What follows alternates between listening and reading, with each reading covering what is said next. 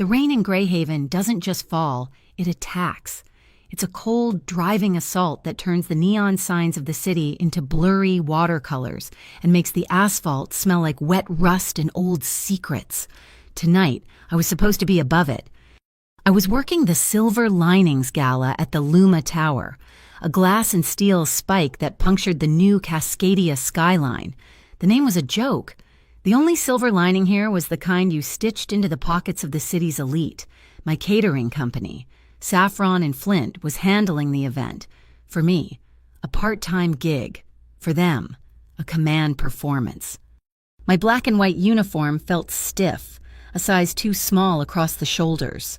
But it was clean. That's all that mattered. I needed this job. I needed it more than I needed to breathe. My final year's tuition at the North Meridian Institute of Culinary Arts was looming, a dark mountain of debt. And worse, my adoptive mom's prescription refills at the Mercy Bluff Clinic were waiting. The clinic was patient, but the loan shark who'd fronted me the cash for last month's payment wasn't. His call this afternoon had been short and chilling. He wanted his $500, plus interest, by tomorrow, or he'd come to the clinic to check on my mom. So I smiled. I balanced trays of champagne flutes and intricate little bites of food I'd spent all last semester learning to deconstruct. I smiled at bankers and tech billionaires. I smiled at the stony-faced officials from the Bureau of Civic Integrity, the BCI, who were here to rub elbows with the very men they were supposed to be investigating. The whole tower hummed with the sound of polite lies. And then I saw him. You don't just see Gennaro Caruso. You feel the atmospheric pressure change. He was standing near the centerpiece, a swirling sculpture of chrome, but he was the real art. He wore a tuxedo that was probably worth more than my tuition. Tailored so perfectly it looked molded to him. He was younger than the legends suggested, with dark hair swept back and eyes that seemed to absorb all the light in the room. When he wasn't loud, he was the opposite. It was the silence in the middle of the storm. The Caruso Syndicate, the name was whispered in Greyhaven with a mix of fear and respect. They said he was a ruthless disciplinarian, a gentleman who could order a man's ruin before finishing his espresso. Tonight, he was just a man, laughing quietly with a BCI commissioner. The irony was so thick you could choke on it. I kept my head down, collected empty glasses, and tried to melt into the background. My focus was on the clock. Just a few more hours, get paid. Survive tomorrow. Then the night cracked open. It started with a gasp and the sound of breaking glass. Julien, the head sommelier from Saffron and Flint, was on the floor near the wine vault, clutching his chest. His face was a waxy, terrifying shade of gray. People backed away, a circle of expensive shoes and silk hems. My supervisor, Rich, was sweating. Mara Linwood, he hissed, grabbing my arm, his fingers dug in. Julian's down. The Argent number 7. Caruso's table. They're waiting for it. My blood went cold. Rich, I can't. I'm not certified for that bottle. That's a $5,000 wine. I don't care if it's $1 million wine. You're the only one here who even knows which end of a corkscrew to use. Get it. Pour it. Do not mess this up. He shoved me toward the vault. My heart was a trapped bird. The wine vault was a floor-to-ceiling glass cube, a library of liquid gold and deep ruby. The rain hammered against the skylight high above, a relentless pounding metronome. Thump, thump, thump like my pulse. The bottles of Argent number 7 were on their own climate-controlled shelf. Julian had already prepped one, but it had shattered when he fell. My hands were shaking. I grabbed the backup bottle from the rack. Argent number 7. My culinary training kicked in. A small island of calm in my panic. Check the label. Check the foil. I sliced the foil cleanly and inserted the corkscrew. It felt wrong. The cork offered slightly too much resistance, then gave way with a soft thwip instead of a satisfying pop. A smell hit me. Faint. Not cork taint, not oxidation. Almonds, bitter almonds. It was there for a split second, a tiny, screaming warning, before it was swallowed by the wine's proper bouquet, rich dark cherry, and a deep, earthy note of toasted walnut. I paused. sniffing the bottle's lip. Just walnut now. The pressure from Rich, the sight of Caruso's table waiting. The thought of that $500, I pushed the doubt down. I was just stressed. It was my imagination. I poured a small tasting measure into a glass, swirled it. The color was deep garnet. The legs were slow and thick. It looked perfect. I set the bottle on a silver tray, my hand so damp the tray almost slipped. I walked toward his table. It felt like walking a tightrope 1,000 feet up. Gennaro Caruso wasn't looking at me. He was listening to the BCI man, his head tilted, a small, polite smile on his face. But as I approached, that smile vanished. His eyes swiveled and locked onto me. The room, the rain, the murmur of the crowd, it all dissolved. There was only that stare. It wasn't predatory, it was analytical. He saw everything. He saw the slight tremor in my wrist as I reached for his glass, a tremor born of pure, distilled fear, fear of the loan shark, fear of failing, fear of this man. I began to pour. The dark red liquid streamed into his glass. He didn't break eye contact. He simply lifted his hand, his fingers brushing the stem of the glass, and he paused. He hadn't tasted it. He hadn't even lifted it. He just stared at me, his gaze dropping for a fraction of a second to my trembling hand, then snapping back to my eyes, a single question, unspoken, hung in the air. Then he looked down, into the glass, and he froze. "Stop," he said. His voice wasn't loud, but it cut through the entire gala. I looked at the glass. The wine, it was changing. A faint, oily swirl, a subtle lightening of the deep red. His lips, moments ago curved in a polite smile, were now a thin, pale line. It happened in a single, terrible second. His eyes shot to the security chief by the door at the exact same instant. The chief's earpiece crackled. I saw the man's own face pale. "Sir," the chief shouted, "the system's breached the locks." Gennaro didn't wait. He slammed his palm down on a small, discreet button set into the underside of the table. A button I'd never known was there. His voice was pure ice. Lockdown. A deafening whir filled the air, followed by the catastrophic final slam of metal on metal. Steel gates, unseen until this moment, shot down over the main doorways. Heavy glass partitions slid from the ceiling, sealing the vault, the balconies, the entire floor. The rain on the roof was the only sound for a heartbeat. Then came the screaming. The crowd surged, a wave of tuxedos and gowns breaking against the new steel walls. Panic bloomed, ugly and instant. "What is this?" the BCI commissioner yelled, his face purple. Gennaro rose from his chair, smooth as a panther. He ignored the commissioner. He ignored the panic. He was looking at me. And suddenly, his men were there. They hadn't been there a second ago. They just materialized. Men in identical dark suits, moving with a silent, terrifying efficiency. They emerged from the crowd, from the hallways, their jackets parting just enough to show the glint of hard steel nestled against their ribs. The gala guests quieted, their panic replaced by a new, colder fear. Gennaro Caruso didn't look away from me. He took a step, closing the distance between us. My feet were cemented to the floor. The silver tray was still in my hand, the poison bottle sitting on it like a judgment. Who did this? Why this bottle? Why my hand? Was I the target? Was I the frame?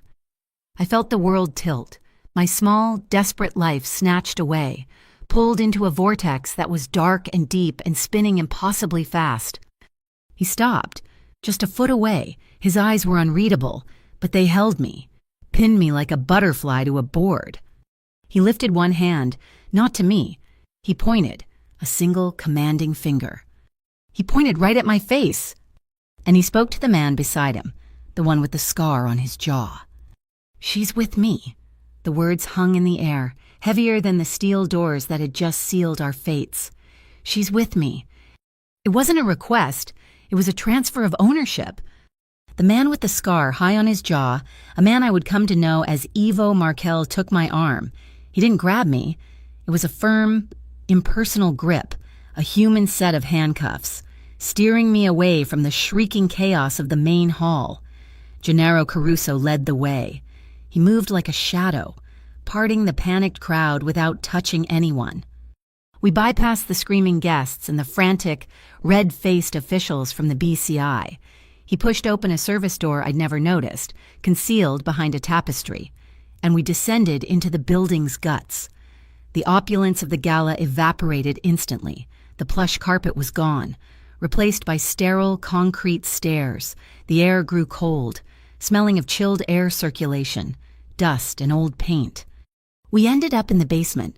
Art storage was a tomb, lit by humming fluorescent lights that buzzed overhead, casting a pale, sick glow on everything.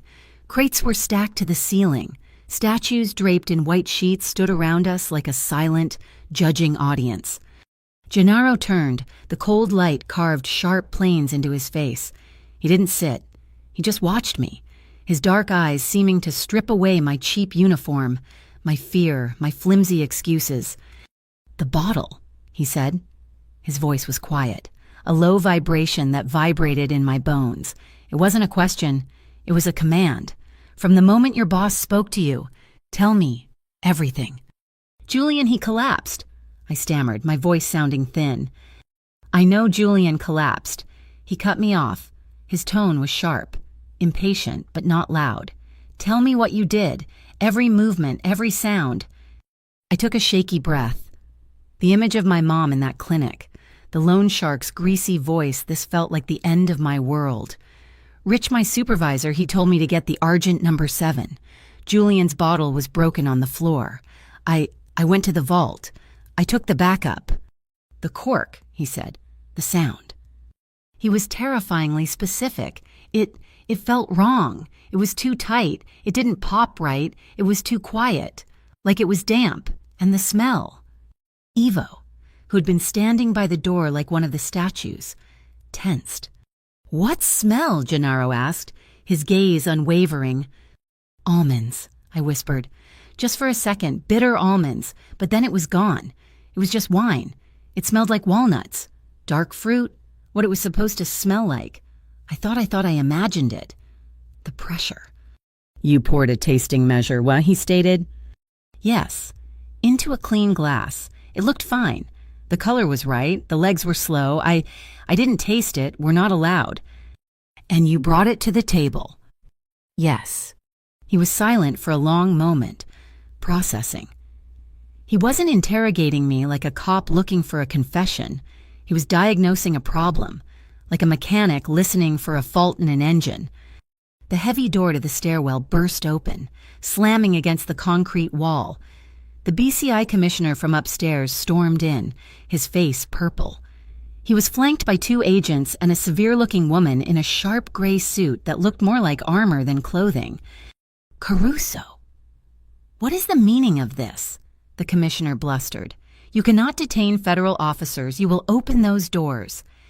The woman in the gray suit stepped forward, ignoring the commissioner's tantrum. Her eyes were chips of ice. "I am Supervisor Annika Rowe, Bureau of Civic Integrity. That girl." She pointed a stiff finger at me, and I flinched. "Is the primary suspect in an assassination attempt. She is coming with us." Gennaro didn't even turn his head fully. He regarded her with a look of profound boredom. "Annika, you're jumpy." "She served you poison," Annika snapped. "Did she?" Gennaro replied, his voice dangerously silky. "Or did she serve me a poison? There's a difference. What's your basis for arresting her, Annika, besides your panic?" "She had possession of the weapon. That's basis enough." "She's a cater waiter," Gennaro said, dismissing the entire BCI with a wave of his hand. "Possession is her job. Ivo, the kit." Ivo moved, producing a small, high-tech aluminum case from under his jacket. He took the poison bottle from the tray, which I just realized I was still holding, my knuckles white. Ivo handled the bottle with gloved hands, inserting a thin probe into the wine. He clicked a scanner, and a small screen on the side lit up with chemical signatures. Ivo grunted. "Just as you thought, sir. Derived cyanate." Gennaro's jaw tightened. I saw a flicker of something, not fear, controlled, cold fury, "Orpheus Circle," he said. It wasn't a question. Supervisor Rowe's face went white. Even I, a struggling culinary student, knew that name. The Orpheus Circle. They weren't just mobsters, they were ghosts. Boogeymen whispered about in the dark corners of Greyhaven. They didn't exist until they did. The bottle Julian prepped was clean, Gennaro mused, thinking aloud. This was the backup. Someone had to access the vault after Julian went down, or they planned for him to go down. Ivo, still examining the tray, spoke. "Sir, the napkin." I looked. The linen cloth on the silver tray. It was saffron and flint standard issue, white and crisp, but tucked under the bottle. The folded corner had a small, embossed pink floral pattern. "That's," I whispered, my brain finally catching up. "That's the VIP liner. We only use those for the host's table, for Mr. Caruso's table. We're not supposed to use them for general service." "An inside job," Gennaro concluded. He nodded to Ivo, who was already tapping on a tablet, his fingers flying, pulling up the museum's internal security feed. "Where were you?" Gennaro's eyes snapped back to me. "For the 10 minutes before Julian collapsed?" "The North Corridor," I said, my voice shaking. "I was serving appetizers, smoked salmon blinis." Ivo turned the tablet screen. The CCTV footage was grainy, time-stamped just 7 minutes before the lockdown. It showed me, my tray empty, heading back toward the main kitchen. Then another server, a redhead, intercepted me near the hall. Lisa Quinn. I knew her, vaguely. "Lisa," I said, pointing. She told me a guest at table 5 needed more champagne, and my tray was empty. She swapped trays with me. She said hers was already prepped for the North Corridor anyway, and it would save me a trip. On the screen, we watched the exchange. We watched Lisa, now holding my original empty tray, walk directly toward the wine vault just out of the camera's range. And I, now holding her tray, turned and went to the bar to get champagne. My blood ran colder than the storage room. She gave me her tray. The tray with the VIP napkin. The tray that was meant for you. "The tray," Gennaro finished. "That was meant to carry the kill." The door opened again. This time it was my boss, Rich. His face was blotchy, his eyes wide with terror. He saw Gennaro and practically fell to his knees. "Mr. Caruso, sir, I swear, Saffron and Flint, we had nothing to do with this. It was her. She must have done it. We do background checks, but we don't employ people like that. She's fired. Obviously, she's fired." He was throwing me to the wolves to save his catering license. "Get him out," Gennaro said, his voice flat. Ivo didn't hesitate, grabbing Rich by the collar and hauling him, protesting, back into the stairwell. Annika Rowe stepped forward again, her jaw set. "This changes nothing. The redhead is gone. This one," she jabbed her finger at me again, "was the final link. She's in BCI custody." "She's in my custody," Gennaro stated. The air in the room crackled. Upstairs, we heard a heavy, rhythmic thud. The panic was boiling over. "They're trying to break the doors, sir," Ivo said, his hand moving to his earpiece. Gennaro touched his own. "Move everyone to the main hall. Ivo, you take Supervisor Rowe and her team. Establish 3 perimeters. Outer ring, all guests. Middle ring, catering staff, museum staff, and security. Inner ring, medical. See to Julian. Find out what they gave him." "And her," Annika demanded, her voice sharp. "She stays in the middle ring," Gennaro said, "with me." I was a clue he wasn't letting out of his sight. We walked back up the stairs. The main hall was chaos contained. His men, the ones in the identical tuxedos, had formed a human barrier, keeping the terrified elite in the center of the room. The air was hot and thick with fear. I suddenly felt dizzy, the adrenaline draining away, leaving a sick, hollow feeling in my stomach. The floor tilted. I stumbled. A hand steadied me. Gennaro's. He didn't just grab my elbow. His hand rested lightly on my back, a firm, warm pressure. "Breathe," he commanded, his voice low. I can't." The walls were closing in. He leaned in, his face close to mine. I could smell the clean starch of his shirt and a faint, sharp scent of bergamot. "You are not breathing," he murmured, his eyes fixed on my chest, watching it. In, out. I did. I took a gasping, ragged breath. My heart did a stupid, terrified flip-flop against my ribs. I wasn't a person to him. I was a piece of evidence, a she that was with him, a potential asset or a liability. And yet, his hand was warm on my back, and his focus was absolute. He was checking my breathing, ensuring his key witness wasn't about to faint. That's all it was. A new alarm chirped, not the lockdown alarm, but a high-pitched digital warning. Ivo checked his tablet. "Sir, we have an internal data breach. Someone inside the perimeter is accessing the BCI network and the Luma Tower's private servers. They're piggybacking our connection." Anika gasped. "That's impossible. Our network is closed." "The insider is still active," Gennaro said, his eyes scanning the crowd. "The real target wasn't just him. It was information." He stepped to a nearby podium and picked up the microphone. His voice boomed, amplified, silencing the panicked murmurs in an instant. "Ladies and gentlemen, my apologies for the interruption. It seems we have a security situation. For your safety, no one is leaving." He paused, letting the words sink in. "No one leaves until I know who wanted this girl dead." He set the mic down. The crowd stared, stunned into silence. I grabbed his sleeve. The expensive fabric was smooth under my fingers. "You're wrong," I whispered, my voice hoarse. He looked down at my hand on his suit, his expression unreadable. They weren't trying to kill me," I insisted. "Why me? I'm nobody. My mom, I owe $500 to a loan shark. I'm not a target. They were aiming for you." Gennaro Caruso leaned down, so close his lips nearly brushed my ear. The warmth of his breath was a stark contrast to the glacial cold of his words. "If they were aiming for me, Miss Linwood," he whispered, "they wouldn't have used your hand. They would have used a bomb." A chill that had nothing to do with the air conditioning shot down my spine. He was right. A professional hit on him would have been overt, devastating. This was intricate, and this was personal. This was about me. But why? "Lisa Quinn," he said to Ivo. "Find her." Ivo shook his head. "She's not in the catering group.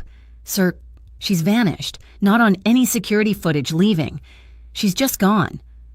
"Of course she has." Gennaro looked back at me. His gaze dropped to my hands. I was still wearing the white cotton service gloves Saffron and Flint made us use, now crumpled and damp. "Wait," I said, my mind racing, catching on a detail. The spill. When Julian fell, his bottle shattered. The wine. I looked down at my right glove. There was a faint reddish-purple stain on the cuff, splashed from Julian's broken bottle. I got splashed when Julian fell, before Rich even talked to me. Gennaro's eyes narrowed. He looked at the poisoned bottle Ivo was holding, now sealed in an evidence bag. "The color," he said. I knew it instantly. My culinary training, my life. It's different. The stain on my glove was a bright, almost magenta red. The poisoned wine in the bottle, the backup bottle, was a deep, dark, almost blackish garnet. "They're not the same vintage," I whispered, the pieces clicking into place. Or the poison completely changed the color of the backup bottle. But the stain on my glove, that's from Julian's bottle, the original bottle, the one that was safe. Gennaro stared at the glove, a spark of understanding in his eyes. "She didn't touch the backup bottle until after she was splashed by the clean one," he processed aloud, more to himself than to me. "The backup was already switched. The cork was already treated. Lisa handed her the kill. I was innocent. The proof was right on my hand." Annika Rowe stepped forward, her face grim. "This is a syndicate matter now. Caruso, the BCI is taking the witness.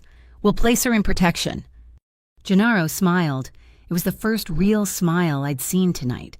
It was terrifying. It didn't touch his eyes. "The witness is on my property, supervisor, which is currently under private lockdown. Your laws stop at that steel door." Annika put her hand on the grip of her sidearm, holstered at her hip. "Don't test me, Gennaro. This is a BCI-level threat." "I don't need to test you." Gennaro didn't even look at her. He looked at me, his gaze pinning me in place. "Your laws are procedure, Annika. My laws are survival." I was trapped. I was a piece of meat between two starving lions. I was caught between the cold, procedural justice of the BCI and the dark, absolute law of the Caruso Syndicate. One wanted to use me as a witness. The other wanted to use me as bait. I didn't know which one was worse. The standoff between Gennaro Caruso and Annika Rowe felt like it was sucking the air out of the cold storage room. I was the prize they were fighting over. My innocence, proven by a splash of magenta-colored wine, didn't make me free. It just made me more valuable. The stalemate was broken by Ivo. He never raised his voice, but his words cut through the tension.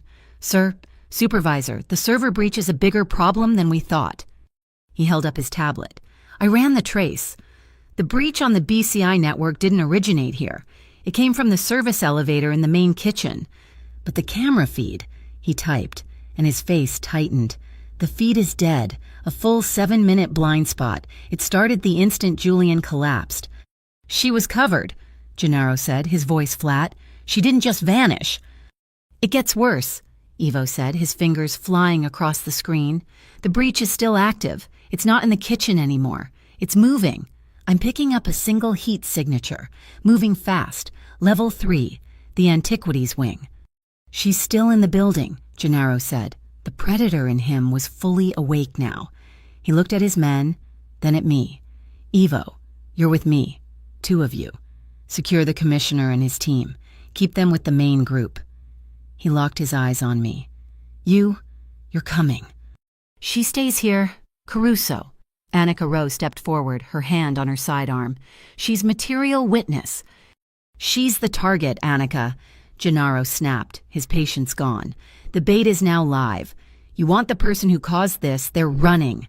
And I guarantee they're running from her or to her."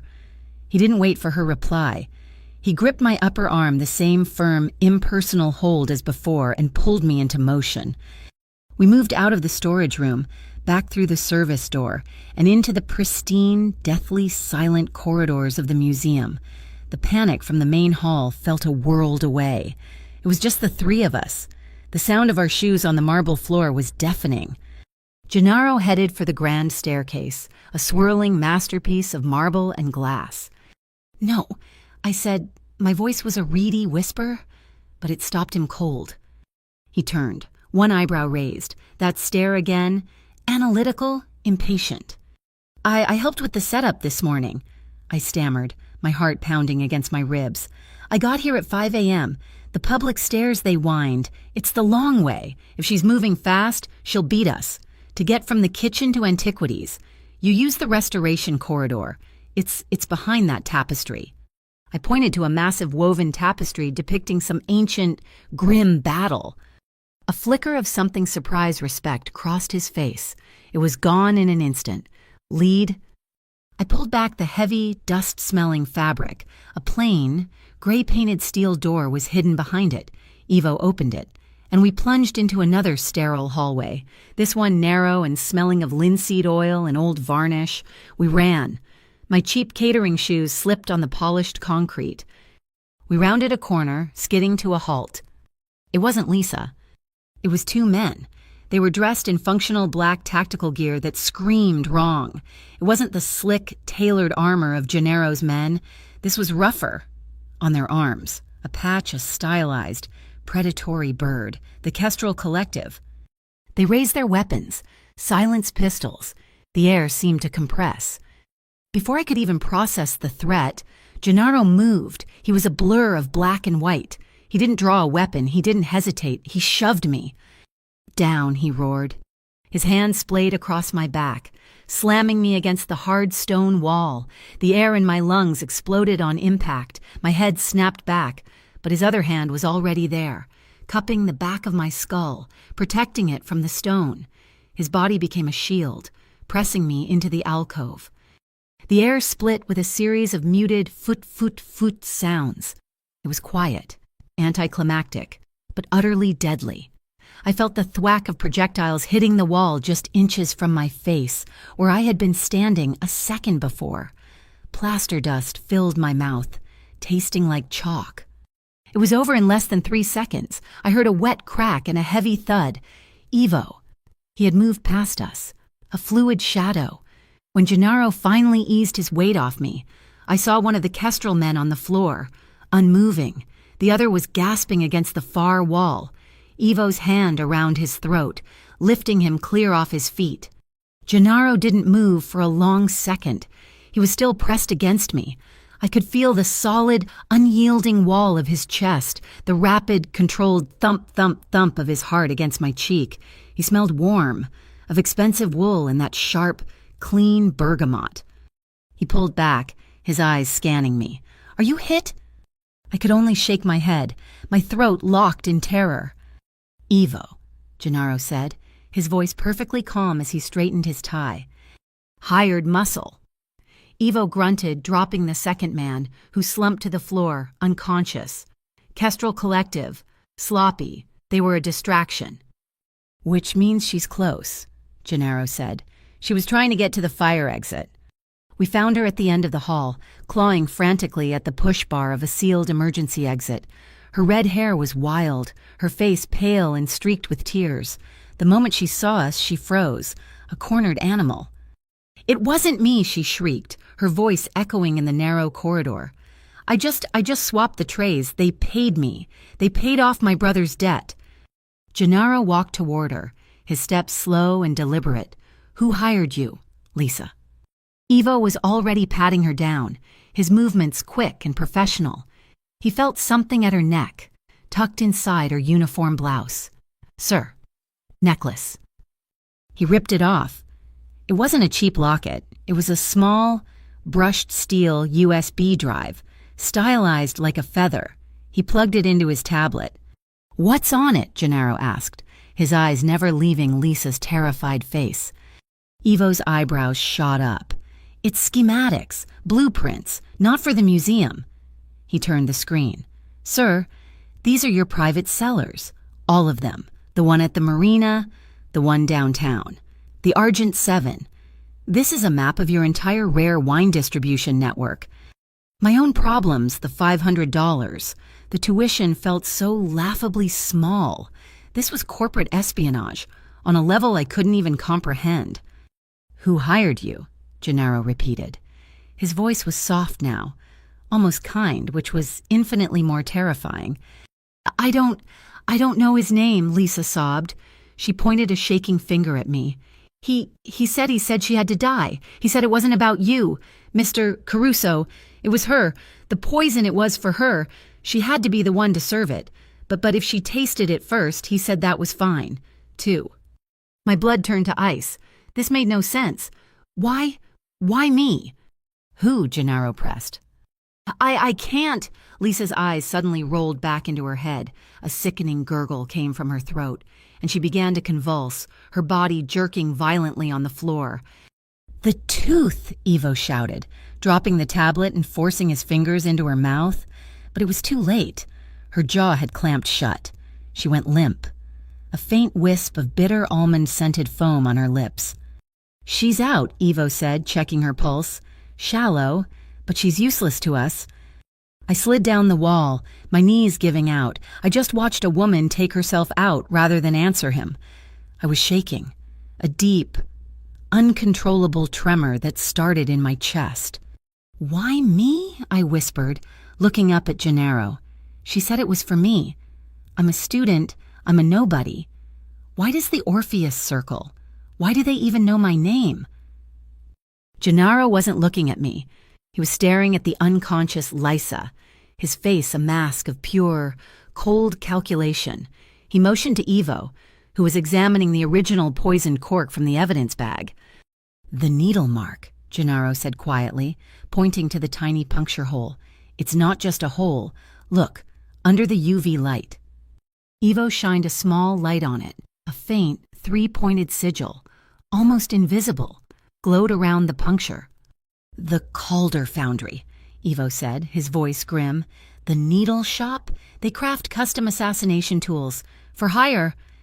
"Orpheus doesn't use Calder," Gennaro mused, thinking aloud. "Calder works for the highest bidder.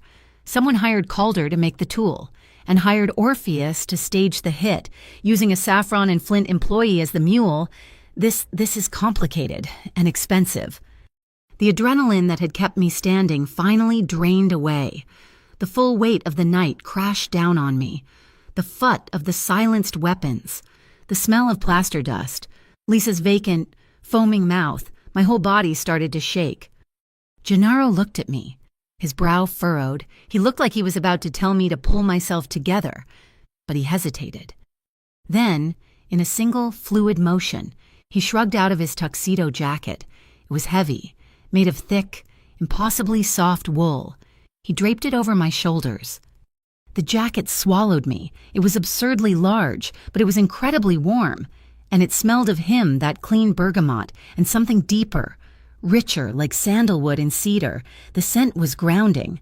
The alarms were still blaring in the distance, a high-pitched, frantic wee-wee. But here, in this cocoon of his warmth, my shaking began to slow. He looked away, almost as if he was embarrassed by the gesture. "Don't get it dirty." Ivo's earpiece crackled. He listened, his face hardening. "Sir, perimeter breach, West Terrace. They're not Kestrel.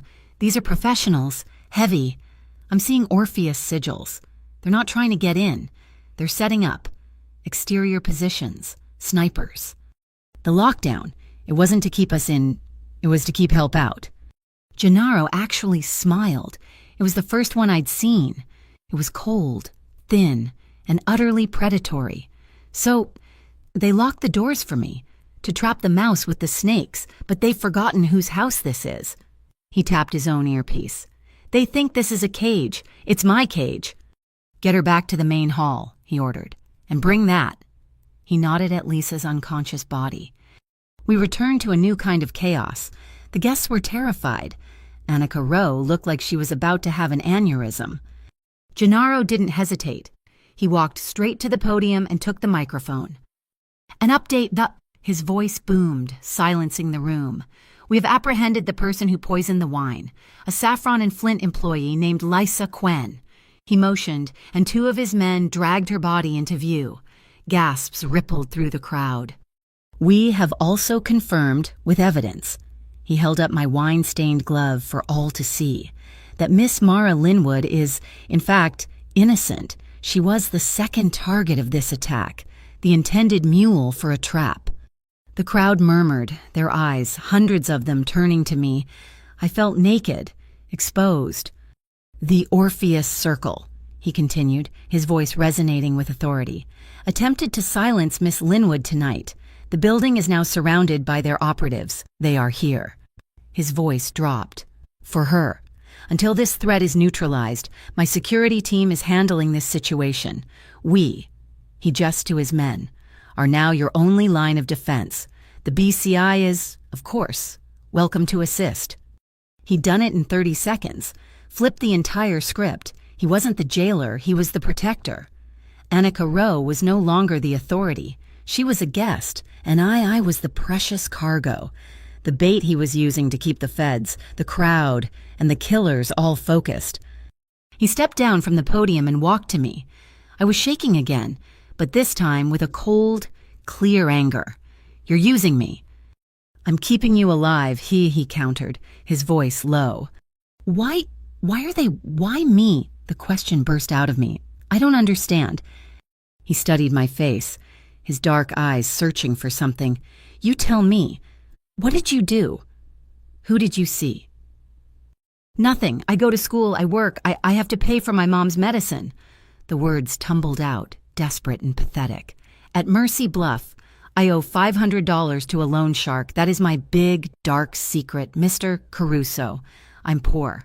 I'm not a spy. I'm nobody." His expression didn't change, but I saw him file the information away. Mercy Bluff, the debt. "We pay what we owe," and he said simply. It wasn't a promise. It was just a statement of fact. Ivo appeared at his side. "Sir, the roof. Technical hatch. It's on a time lock. Integrated with the alarm. We can't override it from here, but we can set the release. It'll pop in 90 minutes. It'll stay open for 5. 90 minutes. Gennaro mused. An hour and a half, long enough for Orpheus to get impatient, long enough for them to show their real hand. He turned to me. The warmth of his jacket was still on my shoulders, but his eyes were as cold as the Greyhaven rain. "You have a choice. Mara," he said, "Supervisor Rowe and the BCI will offer you witness protection.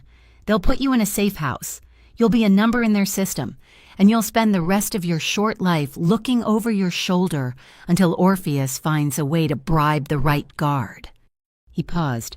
"Or you stay with me. Temporary protection. My terms." "And what are your terms?" I whispered, my throat dry. "You answer every question I have. You don't move without my permission. You do exactly what I say. And in return, I find out who wants you dead, and I will make them stop. Permanently." I looked over at Annika Rowe. She was arguing with one of her agents, her face a mask of bureaucratic frustration, gesturing at the locked doors. Then I looked at Gennaro Caruso, a man who had just faced down assassins, locked down a skyscraper, and calmed a room of billionaires, all without creasing his suit. This wasn't a choice between good and bad. It was a choice between survival and something else. I stay with you," I said. "Good," he nodded, as if the outcome was never in doubt. "Now, let's find out who else is in this room." My choice hung in the air, a contract sealed in the cold, sterile corridor. "I stay with you." Gennaro had nodded, a simple, sharp gesture of acceptance, but staying with him didn't mean standing still. It meant being plunged deeper into the heart of his world. We were back in the art storage room, the fluorescent lights humming, casting us all in a pale, sickly glow. Annika Rowe and her BCI agents were kept at bay by two of Gennaro's men. A tense, silent standoff near the stairs. Ivo had Lisa's unconscious body propped in a corner, already bound, and was now working at a complex, encrypted communications console he'd produced from another one of his magical aluminum cases. "They're hailing us," Ivo said, his voice clipped. "Encrypted, Orpheus signature." Gennaro stood over the console. Now he didn't look at me, but I knew his order to stay close was absolute. I was a shadow he was keeping tethered to his heel, still wrapped in his ridiculously warm, bergamot-scented jacket. On screen, Gennaro said, "Audio only." A burst of static, then a voice. It was smooth, educated, with a slight, unplaceable accent. It was the calmest voice I'd ever heard. It sounded like old money and new poison. "Mr. Caruso, a pleasure. I am Dorian Keel. I believe you have two items that belong to us." "I have a building full of terrified guests. Mr. Keel," Gennaro replied, his own voice just as level, a steel blade hidden in velvet. "And an employee of yours who self-terminated. Your housekeeping is sloppy." A dry chuckle came through the speaker. "We'll send a cleaning crew. Let's not waste time. We want the girl, and we want the schematics she was carrying." My heart hammered. The girl. He meant me. "She's not merchandise," I whispered, my voice shaking. Gennaro held up a hand, silencing me, but his eyes didn't move from the console. "You want to trade. You've surrounded my building, threatened my guests, and attempted to assassinate an innocent woman on my property. Your opening offer is weak." "Our opening offer," Keel's voice hardened, "is that we don't activate the Kestrel Collective operatives I still have inside your little fortress. You have snipers outside. Mr. Caruso, I have scalpels inside. The girl in the drive, you have—" a pause. 85 minutes until your roof access opens. They knew about the roof hatch. "Let's make a deal," Gennaro said smoothly. "You want the drive, fine. You want the girl, no. I'll give you something better. I'll give you the man who hired you. I'm sure Calder Foundry would love to know you're giving up their operatives." "You're stalling," Keel said. "You have nothing." "I have a name," Gennaro lied, his voice pure confidence. "Give me 10 minutes. As a sign of good faith, I'll send out the drive. A runner, with one of the statues from the main hall, a little gift. You can verify it's the real data." Ivo was already working, his fingers flying. He grabbed the USB drive and slotted it into a cloning device. He then looked at a small, hollow bronze statue of a bird on a nearby shelf, a plan, a fake. "A generous offer," Keel said, his voice laced with suspicion. "Very well. 10 minutes. But Mr. Caruso, just so we're clear about who you're protecting." The voice paused, and I felt a chill that had nothing to do with the room. "Tell the little sparrow we just want the trinket she found at Freight 9, 12 years ago. Tell her we're tired of waiting." The world tilted. The fluorescent lights buzzed, louder and louder, until they were screaming in my ears. Freight 9. The words hit me like a physical blow. I wasn't Mara. I was 6 years old. I was hiding behind a stack of rotting wooden pallets at the Freight 9 cargo depot. It was raining. Just like tonight, I was small. I was a sparrow, hiding from the storm. I saw them, 3 men, Orpheus Circle, though I didn't know the name then. They were arguing with the night guard, a kind old man named Mr. Henderson who always gave me leftover pieces of his sandwich. And then they weren't arguing. The smell, pine resin, sharp and sticky. One of the men wore a cracked, homemade-looking mask, and the smell was coming from him. I watched him. I watched him hurt Mr. Henderson when they left, when it was finally quiet. I'd crept out. The only thing left behind, snagged on a nail, was a small, jagged piece of that mask, black plastic, still smelling of pine. I'd kept it. I'd hidden it. It was in a little tin box under a loose floorboard in my mom's apartment. My only secret, my only proof. "Mara," Gennaro's voice. He wasn't looking at the console. He was looking at my face. He saw it. He saw that Dorian Keel had just struck oil. She knows. Keel's voice was laced with triumph. "She knows exactly what I'm talking about, and she knows who she gave it to. She gave it to one of yours, Caruso, the girl who liked to pick up strays, the one who got lost." A beat of silence. "She gave it to sell." Gennaro Caruso moved. It was the first uncontrolled motion I had ever seen from him. He didn't shout.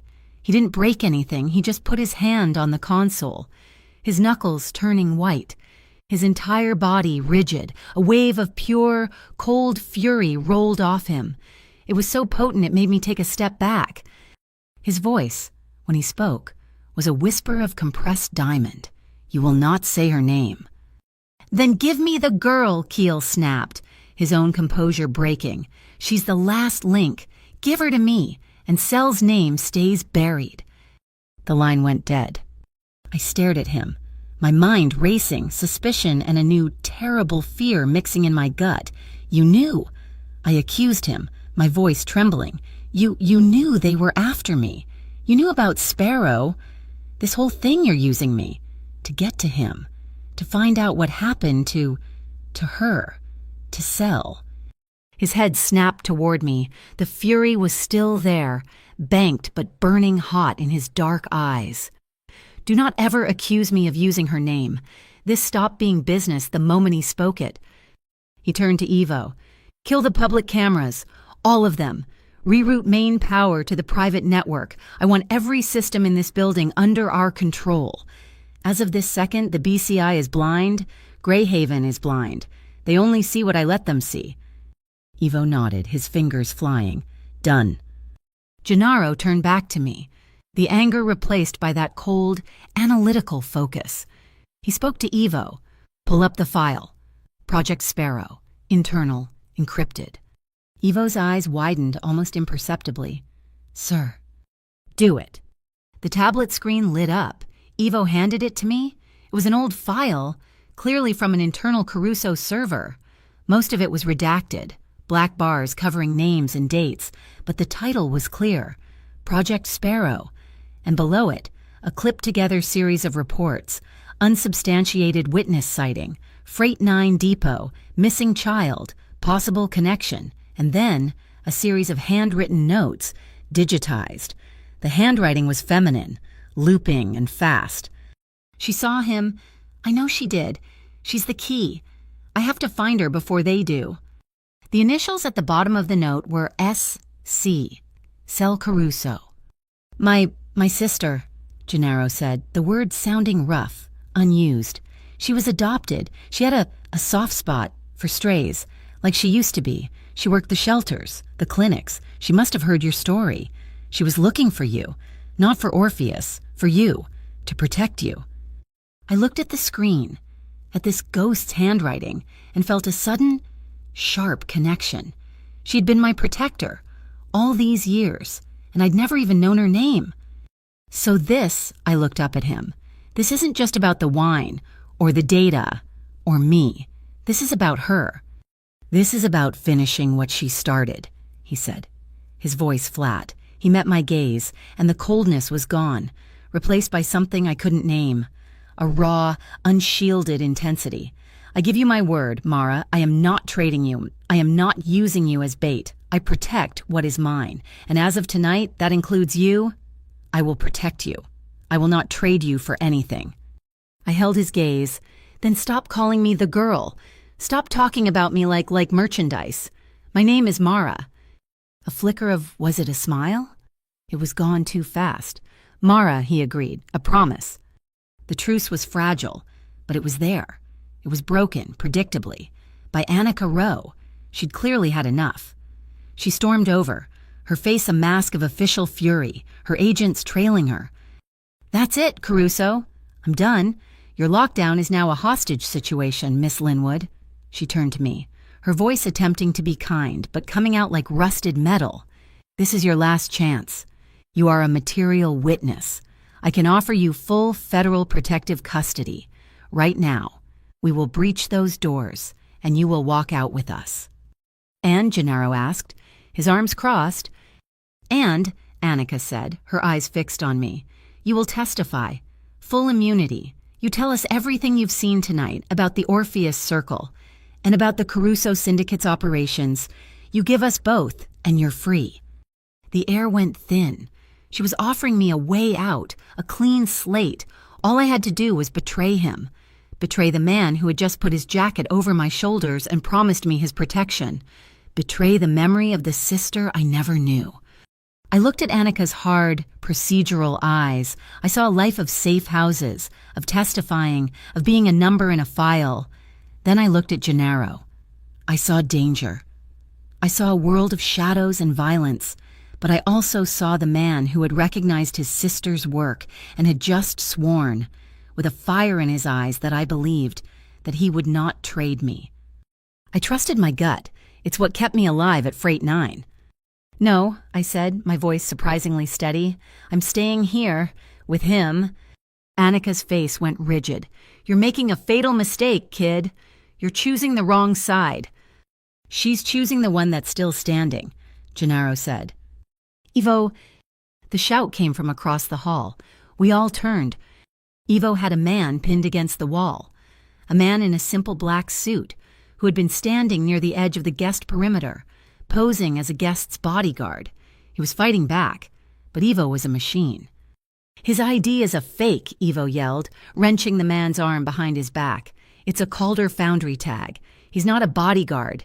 He's one of their pins, an assassin. Gennaro was moving before Ivo even finished his sentence. He grabbed the man by the hair, yanking his head back. Who are you? The man just smiled, a bloody, broken grin. You're all dead anyway. Ivo finished patting him down. He's clean, sir. No weapon, no weight. His scanner, which he'd been sweeping over the room, started to beep, a high-pitched, frantic sound. What is it? Gennaro demanded. Ivo's face was pale. He pointed up at the massive, modern chandelier in the main hall, just 30 yards away. He wasn't trying to get to us, Ivo said, his voice tight with a new, terrible urgency. He was planting... Sir, he's activated a microwave emitter. It's on a timer. The whole hall he's going to cook us. Cook us. The words came from Ivo, but they registered in my brain with the terrifying, clinical precision of a culinary term. Not bomb us. Cook us. The Calder pin. The assassin who had been posing as a bodyguard was still smiling, his bloody grin a testament to the horror he'd just unleashed. We weren't in the line of fire. We were in the oven. Yara, Gennaro's voice was a whip crack, cutting through the rising panic. I hadn't even seen her. A woman in a saffron and flint uniform, just like mine, sprinted from behind a cluster of terrified guests. But where I carried a tray, she carried a tablet, and a tool belt was slung low on her hips, hidden by her apron. She was one of his. She and Ivo met at the main security console. "He's right," Yara Tamsin said, her voice fast and professional, her fingers a blur on the screen. "It's an improvised microwave emitter, high frequency, tucked into the chandelier's main transformer. It's going to fry every living thing in this hall in shit. 2 minutes." "Then cut the power to the chandelier," Annika Rowe shouted, her voice shrill. "Can't," Yara shot back. "It's got an independent battery, and it's not on a simple timer. It's slave to his biometrics." She pointed at the smiling assassin, now held in Ivo's iron grip.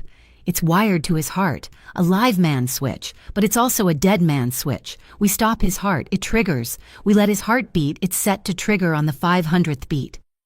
"How many beats left?" Gennaro asked, his voice deathly calm. "About 150, Yara said. "I can't get a clean reading. The signal's shielded. I need to sever the primary wire, but I have to do it between the beats. In the refractory period, if I cut it during a pulse, the feedback loop will trigger it instantly." "I can't see the rhythm," Ivo growled. "The light, it's steady." "No," I whispered. I could feel it, a strange, sharp taste at the back of my throat, like biting aluminum foil. It's the smell." Gennaro's head snapped toward me. "What?" "Ozone," I said, my culinary senses, my synesthesia, kicking into overdrive, the stress, the fear it was making everything sharp. The transformer, every time it pulses, every time his heart beats, it draws power. It's releasing a tiny, tiny puff of ozone. I can smell it. It's fast. Yara's eyes, wide with panic, suddenly focused on me. "The smell, you can smell the rhythm?" "I can taste it," I said. "It's surge, pause. The pause is short, barely a second." "That's our window," Yara said. She was already moving, pulling a specialized tool from her belt. "I can't get to the chandelier, but the junction box is behind that panel." She pointed to the wall. "I need the gap. I need it precisely." She ripped the panel off the wall, revealing a nightmarish web of wires. "Now," Gennaro said, his eyes on me. "Talk to her. Guide her hand." I closed my eyes. I shut out the screaming. I shut out Annika Rowe, the pin, the guns. I focused on that single, sharp, metallic taste, the rhythm of a man's life and our death. Pulse, gap pulse, gap pulse. "It's speeding up," I said, my own heart hammering. "He's scared. His pulse is climbing. The gaps are getting shorter. You have to move fast." "Tell me when," Yara whispered, her wire cutters hovering. I breathed in, tasted the static, waited, pulse. Now. Snip. The hum stopped. The faint, sharp smell of ozone vanished. The room was silent. We all looked at the chandelier. It was still lit. We all looked at the Calder pin. His bloody smile was gone, replaced by a look of profound, complete disbelief.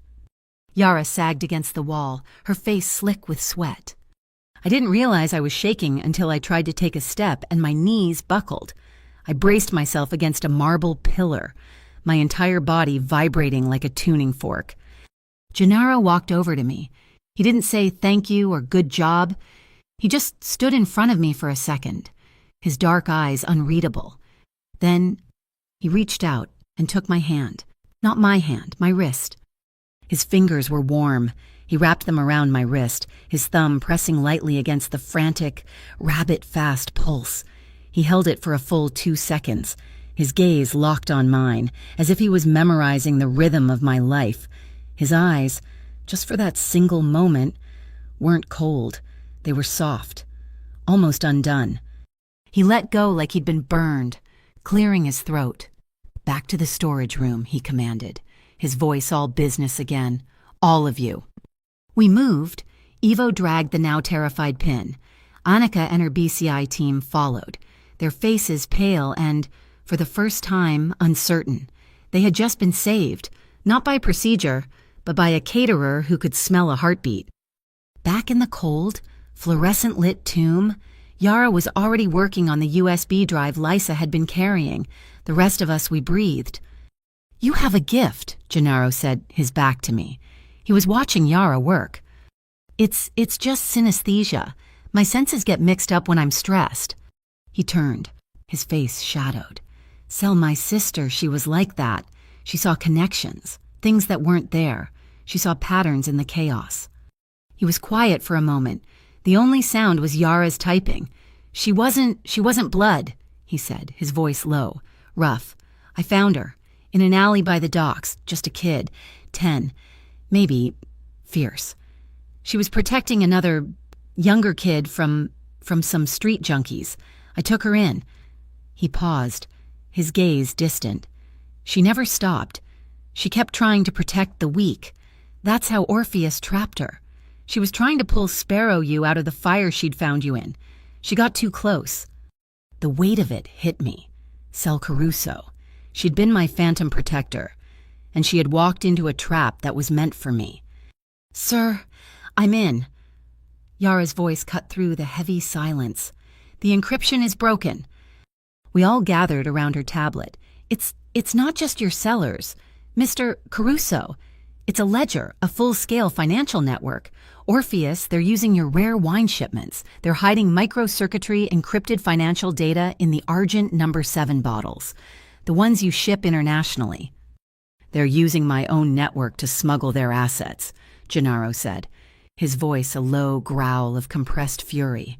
His empire had been compromised, used against him. Yara kept scrolling. There are shipping manifests. A lot of this, it's moving through the Meridian cold storage facility. My blood went cold. "Meridian," I said. I interned there last summer for my culinary program in the wine division." Gennaro's eyes snapped to me. "What did you see?" "Nothing. Just crates. So many crates. We had to check the seals, the corks, for quality control. Wait." A memory, faint and dusty, surfaced, a hot, boring afternoon in a cold, damp room. There was a mark on some of the corks, under the foil, a tiny symbol, burned into the wood. It looked like an inverted V. Just a V shape, upside down. I asked my supervisor, he said it was just a batch marker from a new supplier. Gennaro and Ivo locked eyes. It was a look of pure, cold understanding. "It's not a V," Ivo said, his voice grim. "It's his sign." Gennaro said the name like it was a curse. Varen Holt. "Who is Varen Holt?" I asked. "A broker," Gennaro said, his voice tight with anger. "A ghost. He plays both sides. Ours, Orpheus. Sells to the highest bidder. If Holt is involved, this isn't just an attack. It's a takeover. He's not just trying to kill you. Mara, he's trying to steal Orpheus's entire financial network and my distribution map, all in one night, and he's using you as the spark to light the whole fire." He paced for a second, then stopped. A predatory gleam entered his eyes. "A reverse heist," he mused. "Holt wants this data. Keel wants this data. They're both out there. They both think we have the only copy." He looked at Yara. "How fast can you create a dummy File 1 that looks real, but as a tracker?" 5 minutes, as she said. "Good." He walked to the encrypted console Ivo had set up. "We're going to hold an auction. Right here. Right now." He re-established the secure channel. "Mr. Keel, a change of plans." Dorian Keel's voice was wary. "Caruso, your time is running out." "My time is just beginning. It seems what you have and what I have is now wanted by a third party, Varen Holt." The silence on the other end was absolute. "I have the only complete copy of that drive," Gennaro lied, his voice resonating with pure, arrogant confidence. "And I'm selling it. One-time offer. Highest bidder, you or Holt. You both know how to reach him. You have 60 minutes.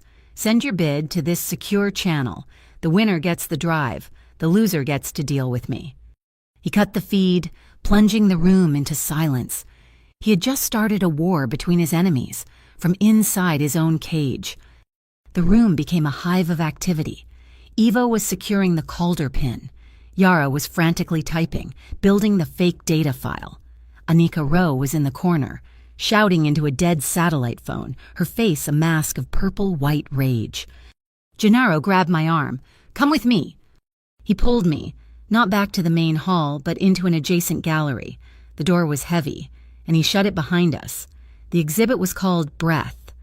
It was pitch black, filled with massive sculptures I couldn't see.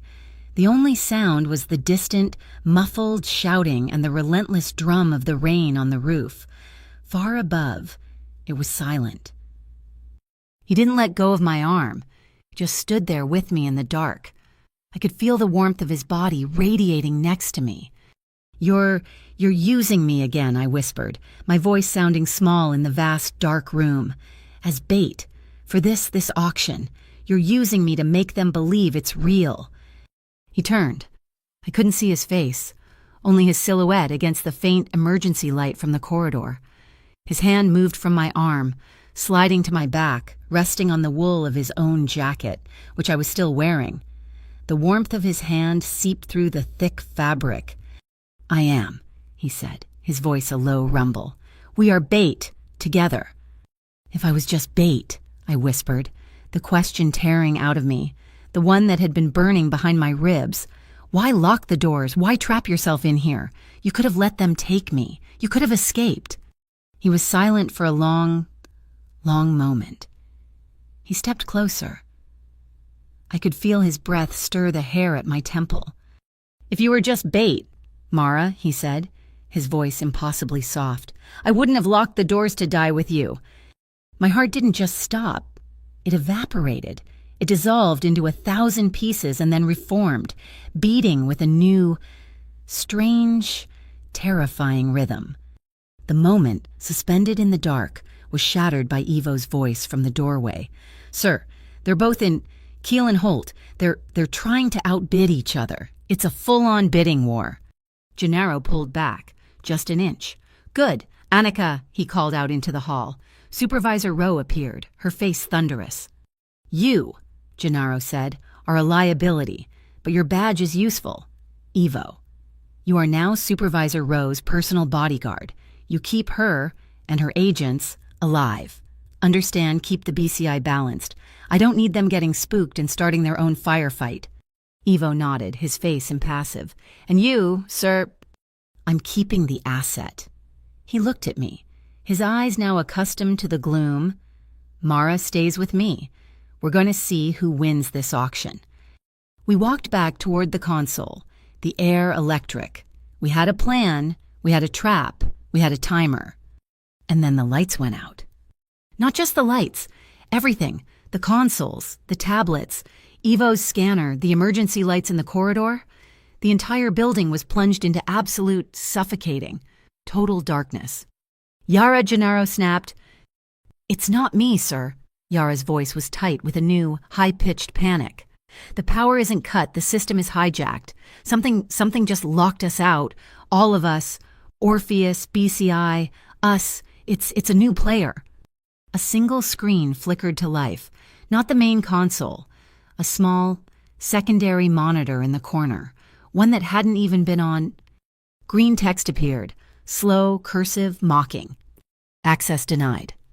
A new line of text scrolled beneath it. "New game in progress. Initiating phantom profile." A third party, a ghost in the machine, and we were trapped in the dark with it. The world dissolved. The consoles, the emergency lights, the faint glow from the corridor, everything vanished, plunging us into a profound, suffocating blackness. The high-tech prison of glass and steel had just become a high-tech tomb. The only sounds in the Breath exhibit were the muffled, relentless drumming of the Greyhaven rain on the roof far above, and another sound, impossibly close and loud, the sharp, shallow rasp of my own breathing. Then a third sound, the slow, controlled inhale and exhale of the man standing right next to me. Gennaro Caruso was not afraid of the dark. I felt, rather than saw, him move. The hand that had been resting on my back, on the wool of his own jacket, slid up to my shoulder. His touch was firm, grounding in the absolute dark. His warmth was a lighthouse. "They can't see us either," he said. His voice was a low rumble, seeming to come from the darkness itself, not from a man. This phantom, it just leveled the playing field. His hand moved from my shoulder. His fingers traced the collar of the jacket, brushing the skin just above my collarbone. The touch was light, a ghost of a caress, but it sent a jolt straight through me. It wasn't possessive, it wasn't accidental, it was a question, asked in the only language we had left. I didn't pull away. I didn't even breathe. He let his hand rest there, his thumb a circle of warmth against my skin. "You know," he murmured, his voice softer, "when I first saw you at the table, before I saw the wine, I saw your lips." I swallowed, my throat dry. "My lips." "They were pale," he said, "a faint bluish tint, the kind I've seen before. I thought you'd tasted it." The confession hung in the air, a stunning, intimate admission. I was terrified," I whispered back, my own truth rising to meet his. "I wasn't poisoned. I was just so scared. Scared of the debt, scared of my boss, and then scared of you. When you looked at me, I thought my life was over."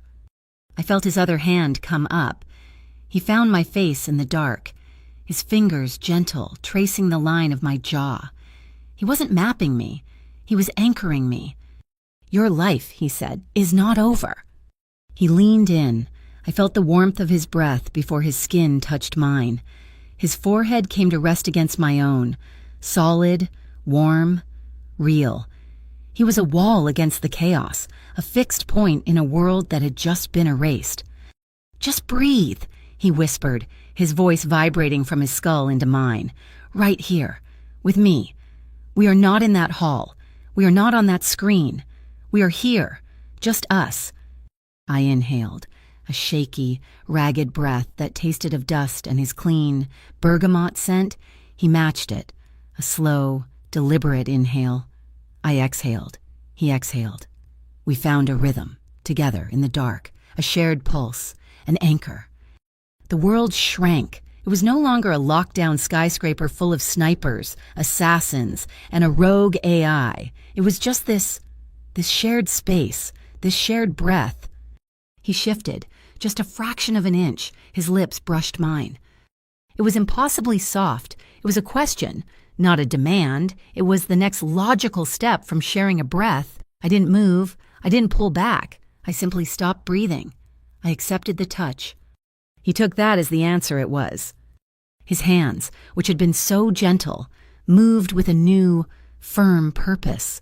They slid from my face, down my arms, to my back. He didn't pull me. He just held me.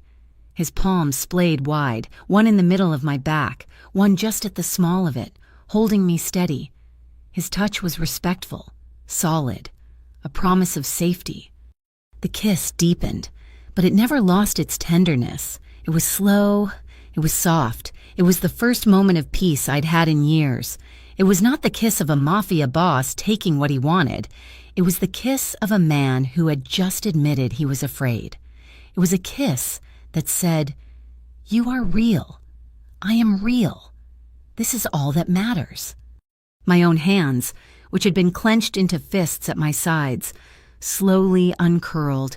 I rested them on his chest, feeling the solid muscle, the thrum of his steady heart beneath my palms. The warmth from his hands on my back seeped through the heavy wool of the jacket, through my thin uniform, and into my very bones. The fear, the icy, paralyzing fear that had lived in my stomach all night, began to dissolve. It didn't just fade. It was burned away by this quiet, insistent warmth. He pulled back, just an inch. His forehead came to rest against mine again. I could feel his breath, warm and quickened, on my cheeks. He was seeking confirmation, checking to see if he had crossed a line. I opened my eyes. Though it made no difference in the pitch-black room, I nodded. A small, almost convulsive motion. "I'm here," I whispered. It was all I needed to say. He didn't kiss me again. He just held me. He shifted his stance, pulling me fully against his chest, his arms wrapped around me, one hand still on my back, the other moving up to cradle the back of my head. his fingers threading into my hair. I buried my face in the crook of his neck, inhaling the scent of him, the scent of the jacket, the scent of safety. We just stood there, two people in the dark, while the rain hammered a frantic rhythm on the roof. It was the only sound in the world. He pressed a small, dry kiss to my temple, another just at the hairline by my cheek. It was an act of profound, quiet comfort. He spoke, his voice a low vow, his lips moving against my hair. "No one touches you while I'm breathing. Mara, that is my promise." A harsh crackle of static shattered the perfect silence. It wasn't from the dead consoles. It was low-tech, physical. It came from his belt. Gennaro tensed. His hand tightened in my hair. "Sir," Ivo's voice, tinny and strained, cut through the dark. "Sir, are you there? The analog channel is working. Are you there?" Gennaro pulled back, his hands moving to my shoulders. The cold of the room rushed in to fill the space where he had been. "I'm here. Ivo." He spoke, his voice now crisp. "All business. What's the status?" "The trap worked," Ivo said, his voice tight with relief and new urgency. "Right before the Phantom AI cut the power, the auction completed. We got him. Varenholt, nah, he took the dummy file. The tracker is active. He's on the roof, the penthouse level, moving toward the north terrace. He must be heading for the roof hatch, trying to beat the timer." The real world, in all its cold, sharp-edged danger, came crashing back in. The ghost in the machine was a problem, but the man on the roof was a target. Gennaro let go of me, turning toward the faint outline of the door. I felt the loss of his warmth instantly, but the fear didn't return. This time, as he moved, I was the one who acted. I reached out in the dark, my fingers finding his hand, lacing through his. My grip was firm. He stopped. His fingers tightened, twining with mine. I didn't let go. I tugged him forward out of the dark, silent room and into the dim, red-lit emergency corridor. The warmth he had given me hadn't vanished. It had transformed. It wasn't a shield anymore. It was a sword, and we were going to use it together. The bond formed in the dark exhibit was a physical thing. My hand in Gennaro's was no longer the tentative, questioning touch of a moment ago. It was a lifeline, a circuit. We were moving, not through the opulent halls, but through the emergency-lit service stairs, the only path the phantom profile AI couldn't control. The elevators were dead tombs. The penthouse was 20 flights up. We took them 2 at a time. A grim, silent ascent, our linked hands a tactical anchor, pulling each other through the red-drenched darkness. "Ivo, status," Gennaro spoke into his analog radio, his voice barely winded. "He's barricaded the penthouse stairwell." Ivo's voice crackled back. "And sir, he's not alone. He ambushed us. He has Supervisor Rowe." Gennaro didn't break stride. He just gripped my hand tighter. "He's trapped. We take him from the main floor." We burst through the penthouse door. It wasn't a utility space. It was a glass-walled palace in the clouds. The rain and wind of the Greyhaven storm hammering against the windows. The city lights a distant, blurry smear. And he was there, Varenholt.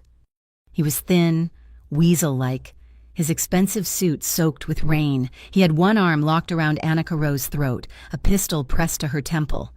Her face was a mask of white, abject terror, her BCI-issued sidearm lying uselessly on the thick carpet. Ivo was nowhere to be seen, and a sick dread filled me. "Caruso!" Varen yelled, his voice cracking with a high-pitched, nervous energy. He dragged Annika backward toward the terrace. "You magnificent, arrogant bastard, you set it all up, all of it." "Let her go, Varen," Gennaro said, his voice a low, cold vibration. We fanned out, me to the left, him to the right, forcing Varen's attention to split. "You staged the lockdown," Varen shrieked, his eyes wild. "The Kestrel Collective, the AI that phantom is yours. Isn't it a power play? You trap Orpheus, you trap the BCI, you expose me, and you take the whole network in one night. You take everything." Annika gasped. "He's right, Caruso." Your man, Ivo. He led me right into this. He led you, Gennaro said, his voice cutting through the man's panic. Because I told him to, but not for the reason you think. He didn't look at Varen, he looked at Annika. You're a bureaucrat, Annika. You were in the way. I needed you secured. He pulled his own radio from his jacket. And as for this being my play, you've overestimated me, Varen, but you've severely underestimated your other clients. He clicked the radio. It wasn't a private channel. The PA system, dead just moments ago, crackled to life with a piercing feedback squeal. His voice boomed, not just in the penthouse, but I realized everywhere. This is Gennaro Caruso. For my guests and for Supervisor Rowe's agents, the man holding her hostage is Varen Holt, a broker who just tried to sell this. He held up the dummy USB drive to the highest bidder. The PA system crackled again. We heard Varen's own voice, recorded from the auction. $3 million for the drive, then Dorian Keel's $4 million. He's been playing both sides for a year, Gennaro's voice continued, a calm, lethal narration. Selling Caruso assets to Orpheus, selling Orpheus assets to us, and tonight he took a private contract. A new file played, a cold digital voice. Contract accepted, Calder Foundry, Target Sparrow, termination, Freight 9 protocol. He's lying, Varen screamed, yanking Annika tighter. It's all fake. You did this. He pointed the gun at me, his hand shaking. You little sparrow. You should have died 12 years ago. You and that old fool at the depot. You should have stayed dead. The name, his voice, the sound of the rain on the glass. And a smell. The wind roared as the storm hit the penthouse terrace, slamming against the pine trees planted in huge stone pots. The scent of wet pine, sharp and resinous, filled the air. It wasn't a memory. It was a sensory snapshot, unchanged by 12 years. The cracked, homemade-looking mask, the smell of pine resin, the man who had stood over Mr. Henderson, the man whose voice was now shrieking at me. It was you, I whispered, the words tasting like ash. The mask, it smelled of pine resin. You were there. You were the one. Varen's face twisted, his mask of panic replaced by a snarl of pure venom. He knew. He was unmasked, truly and completely. I should have finished the job myself. He was trapped. He knew it. Gennaro stood by the main door. The terrace was a 20-story drop. Varen's eyes darted to the stairwell, his only way down. Clang! The stairwell door flew open. Ivo stood there. He was bleeding from a gash on his forehead, explaining how Annika had been taken, but he was a wall, a terminal, immovable object. Varen was caught, between Gennaro, Ivo, and me. He shoved the gun harder against Annika's head. She dies, I swear. Caruso. I'll do it, back off, both of you. Gennaro didn't back off. He took a step forward. You have two choices. Varen, my justice, or the fall. Either way, it ends here. I have a third, Varen screamed, turning, trying to drag Annika with him. No, you don't, I said. My body moved before my brain. On the bar, a relic of the gala, was an empty, heavy glass champagne bottle. I grabbed it. I didn't think about my aim. I just threw it. Not at him. At the metal air conditioning grate on the wall, 10 feet to his left. It struck the vent with a deafening clang. It was the oldest trick in the book, and it worked. Varen turned, his head, his gun. Everything pointed at the sound for a split second. A blur. Gennaro didn't hesitate. He crossed the 10 feet of carpet in an instant. It wasn't a shootout, it was a takedown. He didn't go for Varen, he went for Annika. He slammed into them, his arm hooking around Annika's waist, his momentum spinning them both around. He tore her from Varen's grasp and threw her, bodily, toward me. We tumbled to the carpet in a heap of limbs. Ivo was on Varen before the man could even re-aim. It was brutal and fast. A crack as Ivo met Varen's gun hand, the pistol skittered away. Ivo spun Varen around, slamming him face first into the wet bar. He didn't use cuffs. He ripped a heavy, tasseled cord from a curtain and bound Varen's hands in 3 seconds. The penthouse was suddenly silent, save for the three of us gasping for air and the relentless roar of the storm. Then a new sound, a low, powerful, hydraulic hiss. We all froze. The massive steel lockdown shutters, the ones sealing the terrace, groaned, and then, smooth as silk, they began to retract, sliding up into the ceiling. The glass terrace doors slid open, and the full force of the wind and rain blasted into the room, sending papers flying. We all looked at the console on the wall. The phantom profile screen was glowing. "The locks are open. The game is now interesting." It let us out," Annika stammered, pulling herself away from me. "Or," Gennaro said, his voice grim as he rose to his feet, "it's letting them in." He ignored the AI. He ignored the storm. He walked to Varen Holt, who was spitting blood onto the marble bar. Gennaro held up the dummy USB drive, the one Varen had in his pocket. "This," he said, pointing to the inverted V logo etched into the steel. "It matches the corks. A perfect match." Varen just laughed, a wet, choking sound. "Dorian Keel was a voice," Gennaro said, his tone conversational, as if they were discussing the weather. "A well-dressed front. He wasn't the buyer. He was your cover. Who hired you? Varen, who's the real boss." "Go to hell, Caruso." "You're already here." Gennaro's voice was ice. He nodded to Ivo. Ivo, his face a mask of stone, simply placed his hand on Varen's head and applied pressure, pushing his face toward the hard marble. No fanfare. Just cold. Absolute mechanics. Varen hissed in pain. "It doesn't matter, Keel is a suit. He's just a face. You think Orpheus is run by a man. You're a fool." "Talk," Gennaro commanded. "It's always her," Varen screamed, his voice muffled. "It's always been her. The matriarch Nyx. She runs all of it. She wanted the network. She wanted the sparrow. She wanted everything." Nyx. The name hung in the air, heavier than the storm.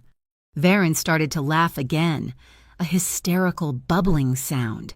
"And you walked right into it. You think you're so smart." He convulsed. His body went rigid, his jaw clamping shut. "The cyanide tooth," Gennaro roared. "No."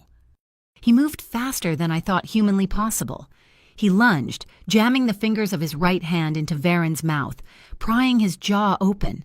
Varen bit down, hard. I heard Gennaro's sharp intake of breath as his own skin broke, but he didn't stop.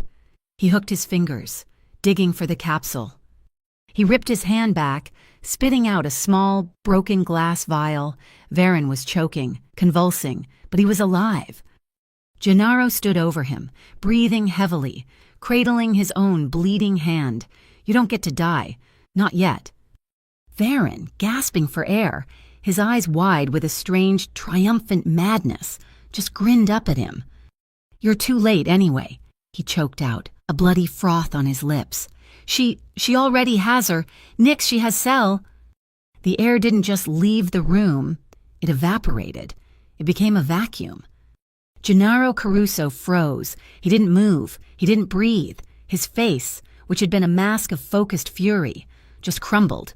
For one single horrifying instant, he was gone. He was not the boss. He was not the protector. He was just broken. I moved. I didn't think. I went to him. His hand was bleeding freely, dripping onto the priceless rug. I took it, my own hands trembling. I put my other hand over his, covering the bite, pressing down, a small, silent anchor. "I'm here."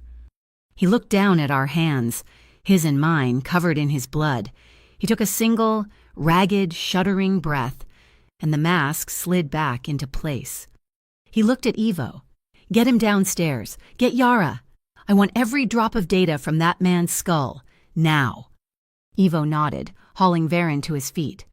Annika, pale and shaking, was staring at the open terrace doors. "The lockdown, it's open." "It's partially open," Gennaro said, his voice flat. He didn't look at her. "The guests can leave. Get them out. Use the service tunnels, quietly. No media." "And him," she gestured at the retreating Varen, "and this Nyx." Gennaro finally turned to her. "You have a choice. Supervisor, you can arrest me. My men will fight you. Your agents will die. Orpheus will melt into the shadows. Nyx walks, or you give me 48 hours. 48 hours, she whispered, horrified. To do what? To clean my city. Then he didn't raise his voice. You get Varen, you get his real data, all of it. The money laundering, the BCI moles he's been paying, the Orpheus network, everything. In exchange, I get Nyx. And I get my sister. Annika stared at him for a long moment. She knew it was the only play. She was a bureaucrat, but she wasn't stupid. 48 hours, she conceded, her voice shaking with rage and defeat. Then I'd come for all of you. I don't care what you find. Fair enough, Gennaro said. She left, stumbling slightly, barking orders into her own radio. The building was finally, slowly, bleeding out its panic. Ivo was gone. Annika was gone. It was just us, just Gennaro and me, standing in the wrecked penthouse, the storm raging around us. He was still staring out the open terrace doors, at the dark, violent city. Cell is alive. I was about to speak, to say his name. A whisper. It came from the console, the phantom profile screen, which had been glowing silently. Now flickered. It wasn't text. It was a voice. A synthesized, breathy, female voice. Mara? I froze, my blood turning to ice. Little Cloud, the voice whispered. Can you hear me? My heart stopped. Sparrow was my street name, the name I'd earned, the name Keel and Varen knew. But Little Cloud, that was the name my adoptive mother and only my mother called me, in a language no one else in Greyhaven knew. The ghost in the machine knew my real name. Little Cloud, can you hear me? The voice from the phantom profile console was a synthesized whisper, but it struck me with the force of a physical blow. Gennaro, whose entire world had just shattered with the news that his sister was alive, froze. He turned his head slowly, his dark eyes moments ago broken and lost, snapping into sharp, lethal focus. He looked from the screen to my face. He saw my shock. He knew this name meant something different. Sparrow was my past. Little Cloud was my soul. Who is that? He demanded, his voice a low growl. My mother, I stammered, in my heart hammering. My adoptive mom. She's the only person in the world who calls me that. The 48-hour clock Annika Rowe had given us was already ticking. The storm raged outside the penthouse, but inside, a new, colder storm had just made landfall. Cell was alive, and a ghost in the machine knew my mother's name for me. We didn't leave the Luma Tower through the lobby. We left through the sub-basement, a concrete maze that led to a storm drain and, finally, an anonymous black-armored SUV waiting in a rain-lashed alley. Yara Tamsin was at the wheel, her face pale but focused, a laptop already open on the passenger seat. Ivo, his forehead stitched and clean, got in the back with us. The air inside was thick with tension, with the scent of wet wool, Gennaro's blood and unspoken questions. As we pulled away, I saw Annika Rowe, standing under an awning, her face a mask of cold fury, watching us disappear into the Greyhaven night, a truce, a temporary, fragile alliance. Yara, the signal, Gennaro said, his voice rough. He was staring at his bandaged hand, the one I'd wrapped with a strip of linen from the bar. The AI's whisper, it wasn't just on the console, Yara said, her eyes on the road, her hands steady on the wheel. It was a broad-spectrum burst, but the origin, the core, it's tied to the Orpheus network, the same one Varen's data points to, Hollow Pier, the old industrial park. They're running a front of fake winery. The wine, I whispered. The Argent number 7, the microchips. That's where they process the bottles, Gennaro finished. That's where we go. Hollow Pier was a graveyard of industry. All rusting gantries and decaying warehouses. The rain turned the cracked asphalt into a black mirror. Yara killed the lights, and we coasted to a stop. The main signal is from that warehouse, Yara said, pointing. But I'm getting a secondary echo, a tiny one, over there. She pointed to a lone shipping container, painted with a huge, fading mural of sparrows bursting free from a cage. My heart stopped. Sparrow. Evo was out first, a shadow in the rain. He cleared the container in seconds. "Safe!" he called. We followed him, ducking inside. It was dry. It had been a safe house, a single cot, a table, a dead lantern. And on the far wall, scratched into the metal, was a line of text. "The river runs dark, but the mountain remembers the sun." Gennaro stared at it, frowning. "A code?" "No," I said, my voice barely a whisper. I walked toward it, tracing the letters. It's a song, a folk song. My mom used to sing it to me." A memory, warm and safe, of my mother humming, of a language I didn't understand but felt in my bones. It's a lullaby. It's about finding light in the dark. It's a story of hope. "What does it mean, Mara?" Gennaro asked, his voice soft. "It's a navigator's code." I pieced it together, the fragments of my mother's lessons suddenly clicking. The dark river is the Greyhaven Deep Channel. The mountain that remembers the sun is the old lighthouse on the East Point. It's a rendezvous point, or a dead drop. Evo was already checking a loose panel beneath the cot. "Something's here," he said. He pulled out a small, oilskin-wrapped package. Inside was a single, water-damaged photograph. My breath hitched. It was me, a tiny, 6-year-old girl, dirt-streaked and terrified, my eyes wide, and standing next to me, her arm slung protectively over my shoulder, was a teenager. She had dark, wild hair and the fiercest, kindest eyes I'd ever seen. Gennaro made a sound, a sharp, choked intake of breath. He took the photo from Evo, his fingers trembling. "Cell," he whispered. She was there," I said, the pieces of my past slamming into place. "At Freight 9, after Varen, after Mr. Henderson, she's the one who found me. She pulled me from behind the pallets. She told me to run and never look back. She saved my life." "She did more than that," Gennaro said, his voice thick. "She put you in my system. Project Sparrow. She hid you. She hid you from the BCI, from Orpheus, from me. She buried your files so deep no one could find it. She's been protecting you for 12 years. The world I thought I knew was a lie. I wasn't just a stray, I was her stray." "Yara," Gennaro said, his voice hardening as he turned back to the car. "The AI, I want to know what it is." We huddled in the back of the SUV, the rain hammering on the roof. Yara had Lisa's feather-shaped USB drive plugged into her console. "Sir, it's the same architecture. The AI that called you Little Cloud, its core protocol, is on this drive. It's not a phantom. That's a mask. The root program name is Echo. It's a companion AI, a learning algorithm. It's ancient by tech standards, but it's brilliant." "Echo," Gennaro said, testing the name. "Cell," I said, the final piece clicking. Cell wrote it. That's why it was on Lisa's drive, the drive Varen wanted. It wasn't just the financial data, it was the AI. And my mom must have known Cell. She must have helped her. She gave Cell my name, Little Cloud, as a key, a fail-safe. That's how Echo knew me. It was looking for me. Gennaro looked at me, a new, sharp respect in his eyes.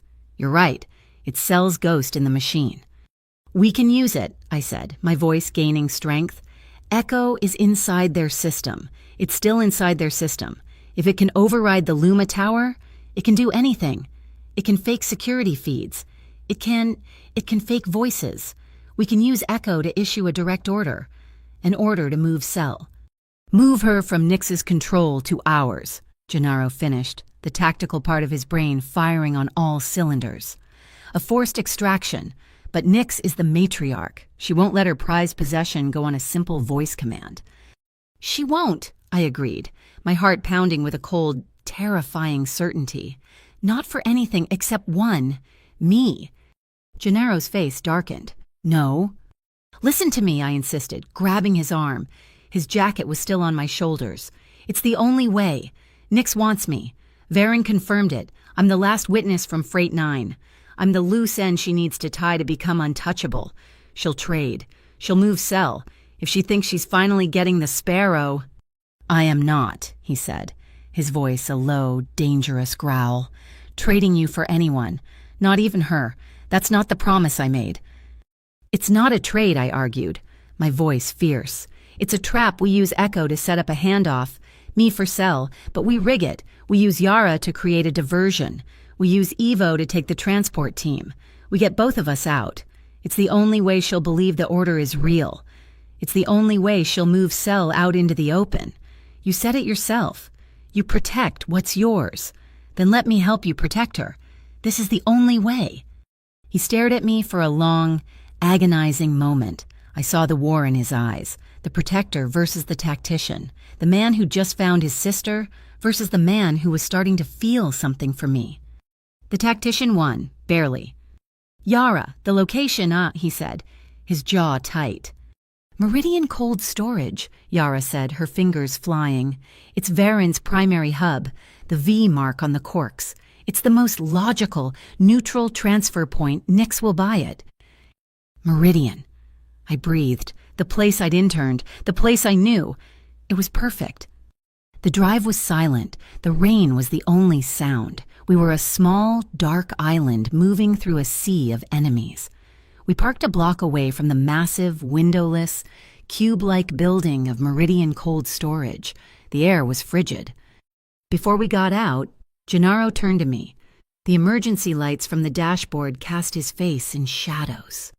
"Mara." He pressed something into my hand. It was cold, heavy, and balanced. I opened my fingers. It was a butterfly knife, its casing a dark, pearlescent gray. It was beautiful. "Cells," he said, his voice rough. "She was never without it." I looked closer. Engraved in the steel, elegant and sharp, was a single letter L. Not for Cell, for Linwood, for Little Cloud. My head snapped up. "I had Yara make it," he said, his voice low. "From the schematics for the Calder Pins tools. It's a promise, the one I made. You don't just wait for me to protect you. You fight with me. You come back to me." My fingers closed around the cold steel. It felt perfect, like it was made for me. "I'm coming back, Gennaro," I vowed, "and we're bringing her with us." We didn't go in the front. We went in through a technical well Evo had on his blueprints, a circular shaft that dropped us into the sub-basement.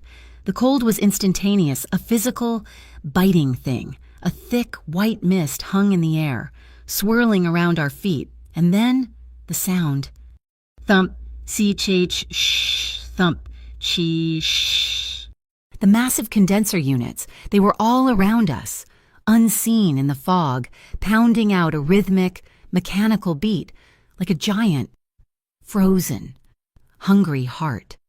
"We're in position," Gennaro whispered into his radio. "Yara, send the signal." We moved into the main blast freezer, a cavernous room filled with towering shelves of frozen goods. I was the bait. Gennaro and Evo were my shadows, melting into the fog. We waited. A heavy door hissed open at the far end of the room. A figure emerged from the fog, silhouetted against the light. It wasn't a transport team. It was a woman. She was tall, impossibly elegant, wrapped in a black leather coat that seemed to drink the light. Her hair was pure silver, pulled back in a bun so tight it looked painful. She walked toward us, her heels clicking on the frozen concrete. She stopped, just out of arm's reach. "Mr. Caruso," she said. Her voice was like silk, smooth, expensive, and strong enough to strangle. "What a predictable disappointment. I thought you'd be more clever." This was Matriarch Nyx. "The exchange. Nyx," Gennaro said, his voice flat. He stepped out from the shadows, placing himself between us. "My sister for the girl." "Transfer authorized," Yara's voice whispered in our earpieces, echo, mimicking Nyx's own command protocols. "All units reroute transport, Meridian, now." Outside, faintly, we heard the rumble of a heavy truck engine. It was working. Cell was on her way. Nyx smiled. It was a cold, beautiful, terrifying thing. A lovely plan, a ghost in the machine. Cell was always too sentimental. Wasn't she writing little AIs to protect her strays? She took a step closer, not to him, but to me. She tilted her head as if sniffing the air. Her smile widened. But she was sloppy. She forgot I know everything about my enemies. She looked past me, her cold eyes finding Gennaro in the mist. And you, Mr. Caruso, you have such a distinctive scent. My blood turned to ice. Sandalwood, she mused, and bergamot, the same exact scent that you left on the girl's jacket. She tapped her own earpiece, a small black pearl. The transfer is a fake, she purred. All units converge. Kill them all, and bring me the sparrow. The trap wasn't ours. It had been hers all along. The trap snapped shut. Nix's voice, calm and melodic, was a death sentence. Bring me the sparrow. The fog in the blast freezer didn't just obscure, it amplified. Heavy doors slammed shut at both ends of the cavernous room, not with the sound of a lock, but with the hiss of heavy hydraulics. We weren't just trapped, we were sealed in. Yara, Gennaro roared, shoving me behind him, his uninjured hand finding mine, his grip a band of steel. I know, Yara's voice came from our earpiece, tight with panic. She's locking us in. I'm trying to fight her, but she's good.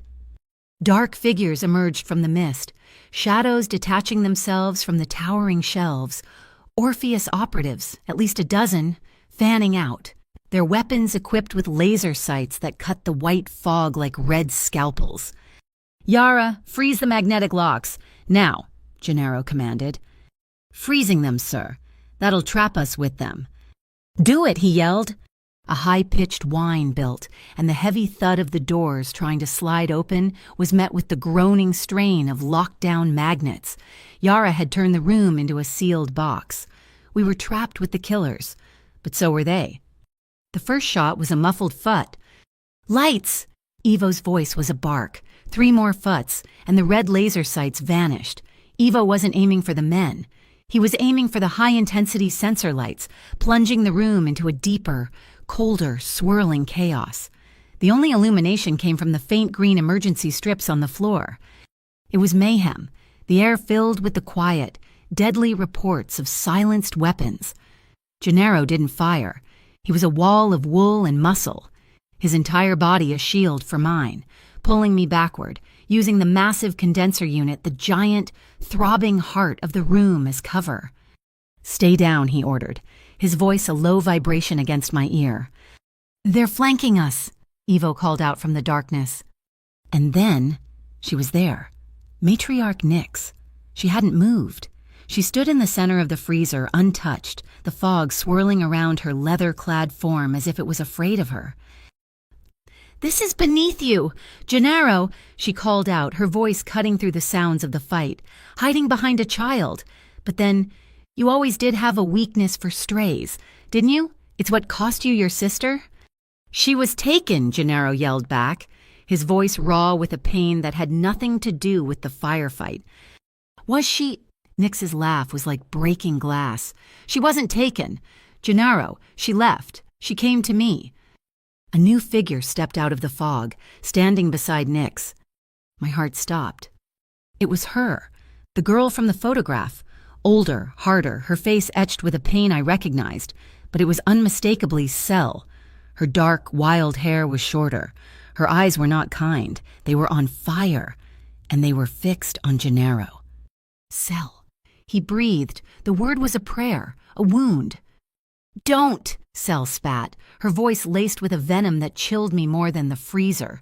She was holding a knife, the twin of the one he had given me. Don't you dare say my name, not after what you did. Gennaro was stunned. He actually took a step out from behind the cover. Cell, I've been looking for you for 12 years. Looking for me or looking for your lost little soldier, she laughed, a bitter, broken sound. You used me. You turned me into a weapon, a tool to clean up your messes. And when I got too close, when I tried to save her, she pointed the knife at me. You sold me out. You traded me to Varen to secure the Meridian deal. What? No, that's a lie. Gennaro was shaking. His composure, his ironclad control, completely gone. I heard the recording, she screamed, her voice breaking. Varen played it for me, your voice. The girl is a liability. Handle her. You cut me loose. You left me to die. Nyx is the one who saved me. She gave me a purpose, to tear down the rotten, hypocritical empire you built on the backs of strays you pretend to protect. It was a nightmare. The firefight had stopped. Everyone, Orpheus and us, was watching this agonizing, personal execution. Nyx stood by, smiling, her trap sprung. She wasn't just here to kill us. She was here to break him. Sel, please, Gennaro was pleading. That's not, I would never... Sir, Yara's voice, desperate, in our ears. Echo Sel's AI, it's fighting me. But it's found something. It's found the original file. The recording she's talking about. It's, oh, God, sir, it's not what she thinks. Play it, Gennaro commanded, his voice a ragged whisper. Play it now. Public, loud. A burst of static, and then a voice. Varen Holtz. The girl is a liability. Handle her. Sel's face twisted in triumph. See? Wait, Gennaro said, his eyes on his sister. Then a new voice on the recording. Gennaro's. That's not what I said, Varen. I said, the girl is a Caruso. Handle her protection. You will move half my network to keep her safe. You will bury her file, bury her name, and if one hair on her head is harmed, I will burn your entire operation to the ground. Am I clear? A pause, then Varen's voice, oily and cowed. Clear. The recording clicked off. The silence in the freezer was absolute. It was so cold. I could hear the tiny ice crystals forming in the air. Sel stared. Her knife hand, which had been so steady, began to tremble. She looked from Gennaro's tortured face to Nyx's calm, smiling one. He faked it, Sel whispered, but the doubt was a gaping chasm in her voice. Echo. Yara's voice was soft in our ears. Echo is Sel's AI. It just played its own protected log, the one Varen couldn't erase. It's the truth. Sel. Sel's face had just crumpled, the rage, the fire, the venom it all drained away, leaving a hollow, agonizing grief. The knife slipped from her fingers, clattering loudly on the frozen concrete floor. You were protecting me, she whispered to Gennaro. All this time. Always, he breathed, taking a step toward her. How sentimental. Nyx's voice was bored. She raised a small, elegant pistol from the folds of her leather coat and fired. Not at Sel. At me. No? It all happened in a split second. The bang was deafening in the enclosed space. Gennaro wasn't a man. He was a force. He lunged, not at Nyx, but at me, his body colliding with mine, shoving me back against the condenser. I felt the impact, a hot, violent punch, but I felt it through him. He grunted a sharp, choked sound. His body went rigid against mine. Gennaro? He looked down, his eyes wide with a strange surprise. Then he looked at me. He was still shielding me, his arms locked around me. Are you? He started, his voice strained. You're hit, I whispered, my voice shaking. I looked down. A dark, ugly stain was spreading across his white shirt, just under his ribs. Oh, God, you're bleeding.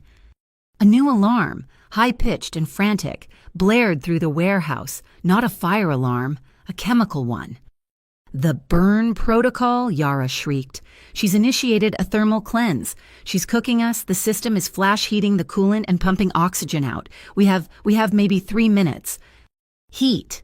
A sudden, suffocating wave of it. The fog didn't melt. It turned into a scalding, wet steam. Gennaro, I said, my panic rising. He slid down, his knees buckling, but he never let go of me. No. The trembling girl was gone. My training, my focus, the adrenaline, it all clicked into place. I ripped off his jacket, the jacket he gave me, and tore a long strip from my own uniform shirt. Pressure, I ordered, shoving the fabric into his hand and pressing it hard against the wound. Hold that. Hold it now. My hands weren't shaking. My voice was clear. I was a student, but I was a student of this precision, action. Evo Sel, I yelled. Get him, we have to move. The data, Yara screamed, her voice desperate. Echo, it's found the central core. Nix's entire network. It's right here. I can copy it. But I need time. I can't save the data and get you out. The choice. The data that could end Orpheus. Or the man who was bleeding out in my arms. It wasn't a choice. Forget the data. Yara, get us out now. No, wait, Yara said, her voice frantic. The bottle, the conveyor Mara, the Argent number 7 Echo can compress the file. It can download the entire network into the circuitry of a single bottle. The one we were going to use for the trade. It's on the main conveyor line, the one that leads to the river. Do it, Gennaro grunted, his face pale. It's done, Yara yelled. The file is compressed. It's on its way. It's gone. Nix can't get it. Now, out, I screamed. The heat was unbearable. It was hard to breathe. The roof. Ivo was there, his face grim. He and a stunned, silent Cell grabbed Gennaro, hauling him to his feet. This way, the maintenance shaft. We half ran, half dragged Gennaro through the scalding steam. The Orpheus agents were gone, vanished, obeying their queen and leaving us to cook. We burst through a maintenance door and into a narrow, dark shaft. We climbed, rung by rung. Ivo and Cell pulling Gennaro's weight, me pushing from below. The heat was rising, chasing us, a solid wall of it. Ivo kicked open the roof hatch. Cold, wet, glorious. The Greyhaven storm hit us, a wall of freezing rain that felt like heaven. We collapsed onto the wet gravel of the roof, gasping, the scalding air of the freezer billowing up from the hatch behind us. Distant sirens wailed, growing closer. Annika Rowe. Her 48 hours cut short. We huddled under the small awning of a ventilation unit, a pathetic, broken, soaked huddle.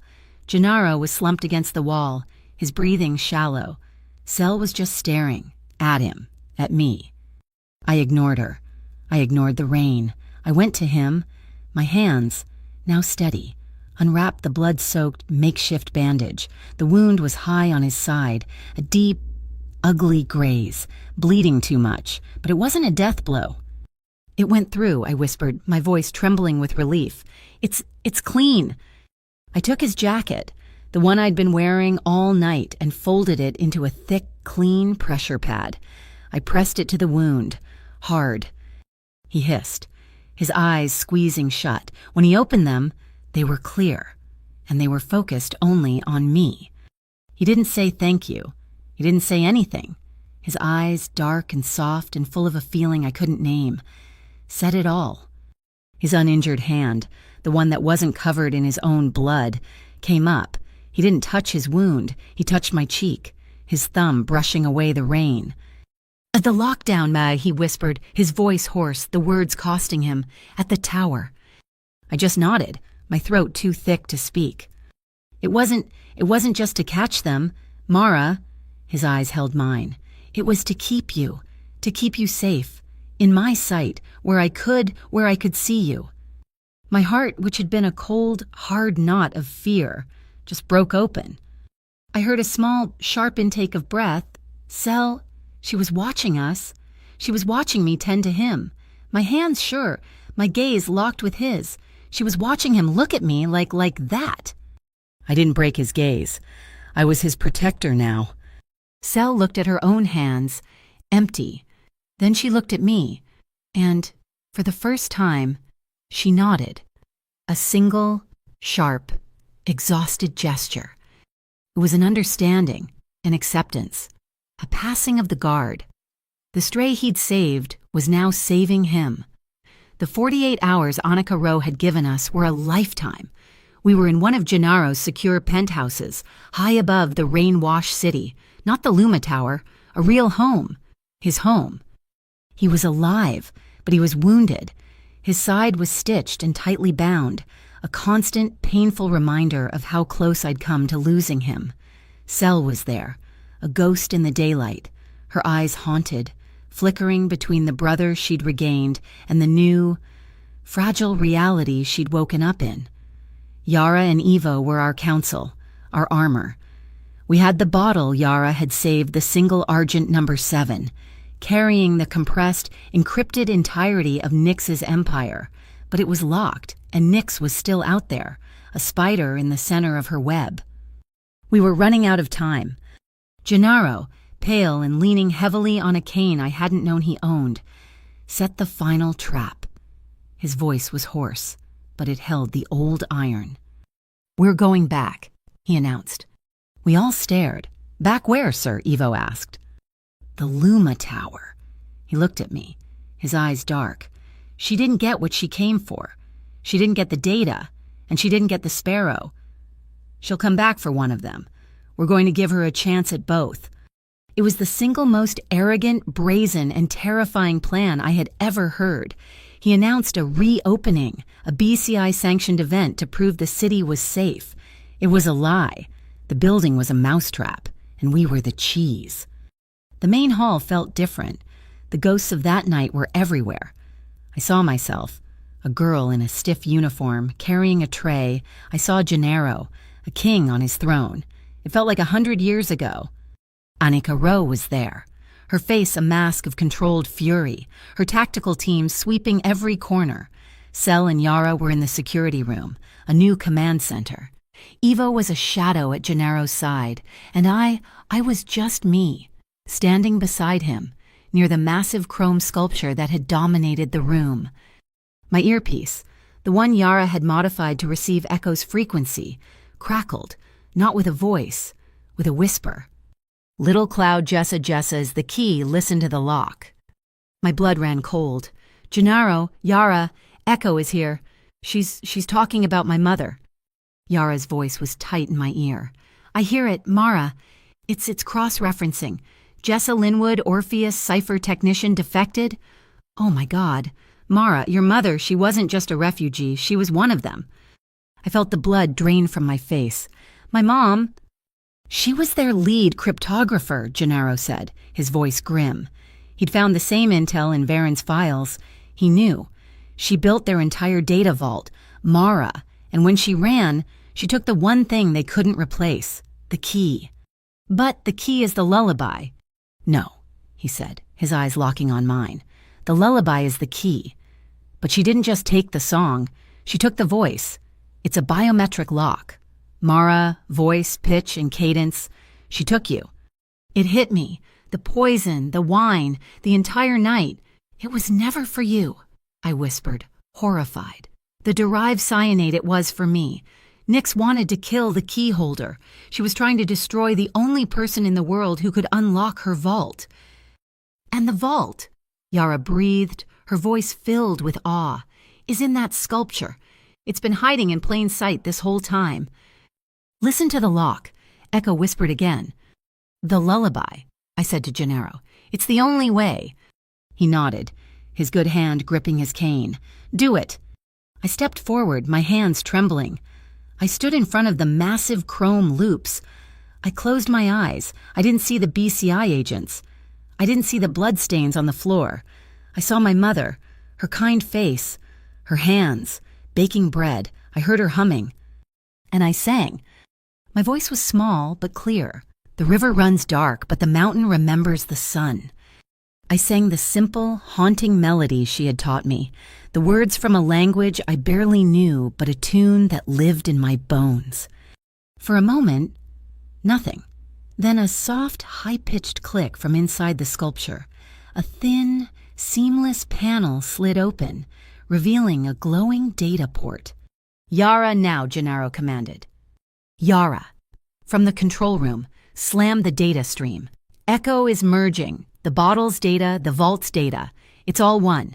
It's decrypting Mara. I have everything Nyx's entire network, her accounts, her agents, her kill orders. I'm broadcasting it, live, to Anika's console, to the world." A truly lovely song. The voice was like silk and ice. Nyx. She stood on the grand staircase, just as I remembered, flanked by her personal guard, her leather coat swirling. "But the performance," she purred, "is over." She raised her hand. I didn't see her press a button. I just heard a sound, a high-pitched, metallic shriek from above, from the massive, beautiful, glass-paneled ceiling. Drones, Evo yelled, shoving Gennaro back. Glass cutter drones. The ceiling didn't just break, it detonated. 1,000 high-frequency whines, the sky rained glass, a tidal wave of razor-sharp, tempered shards, thousands of pounds of it, cascaded down, aimed directly at the center of the hall, aimed directly at me. I didn't even have time to scream. Mara. Gennaro's roar. He was injured. He was pale. But he was faster than I ever could have imagined. He wasn't a man.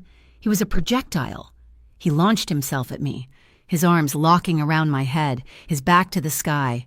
He twisted, using his body, his entire body, as a shield. The sound was a deafening, shattering apocalypse. Glass, like a million knives, hammered against his back. I felt his whole body jerk and seize against me as the shards found their mark. He didn't make a sound. He just held. A hot, sharp pain flared in my own shoulder. A piece that had gotten past him. But he had taken the worst of it.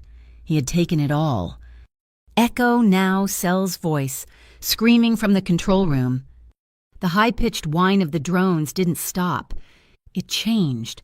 The swarm that hadn't shattered the ceiling pivoted in mid-air. Like a single furious metal organism, they turned and shot, like a hail of bullets, straight at Nyx and her team on the stairs. It was a massacre. She had no defense. The main doors of the Luma Tower exploded inward, not glass, steel. BCI tactical teams poured in, Annika Rowe right behind them, her face a mask of stone. Nyx, freeze on the ground now. The war was over. But mine wasn't.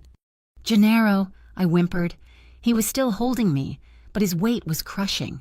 He slumped, his knees giving out. We collapsed to the floor in a shower of broken glass.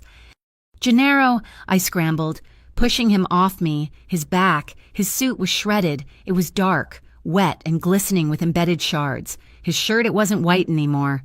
It was a deep, terrifying red. Not one wound, a dozen. His eyes were open, but they were empty, unfocused. He was going into shock. He was leaving me. No, you don't. The fear, the grief, it turned into a rage. I grabbed his face, my hands shaking, smearing his skin with his own blood. Gennaro, look at me. Stay with me, you promised. His eyes found mine, a faint flicker. Mara, he whispered. I'm right here, I cried, the tears finally breaking, streaming down my face. I'm right here. Don't you leave me. Don't you dare leave me. I pressed my forehead to his, just as he had done for me in the dark. You are not dying. I am your anchor. You stay here. His gaze locked on mine. He held it. It was a lifeline. His good hand, the one that wasn't bleeding, came up and gripped my wrist. It was impossibly tight. He was fighting. He was staying... Medics, Annika Rowe was screaming. Medics here now and get him in cuffs. No! I surged to my feet, my own shoulders screaming in protest. I didn't care. I stalked to the podium, past the tactical teams, and grabbed the live microphone.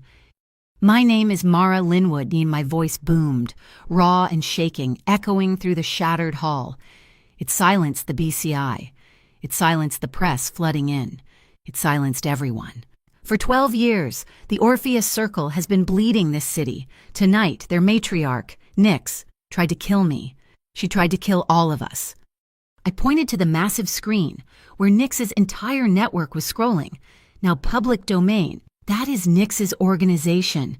Her money, her agents, it was secured by his team. He is wounded. My voice cracked. Because he shielded me, an innocent civilian with his own body. You didn't catch Nyx. Supervisor, he did. I locked eyes with Annika. You want justice? Or do you want a headline? I am formally requesting a conditional immunity agreement. You get the Orpheus network. All of it. The money Varen stole. Every dime. In exchange. Gennaro Caruso's actions tonight are recognized. He turns over his assets. Clean. Annika was trapped. The press was recording. She had her victory.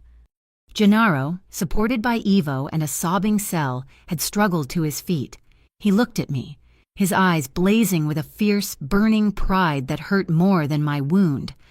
We accept, he said, his voice weak but unbreakable.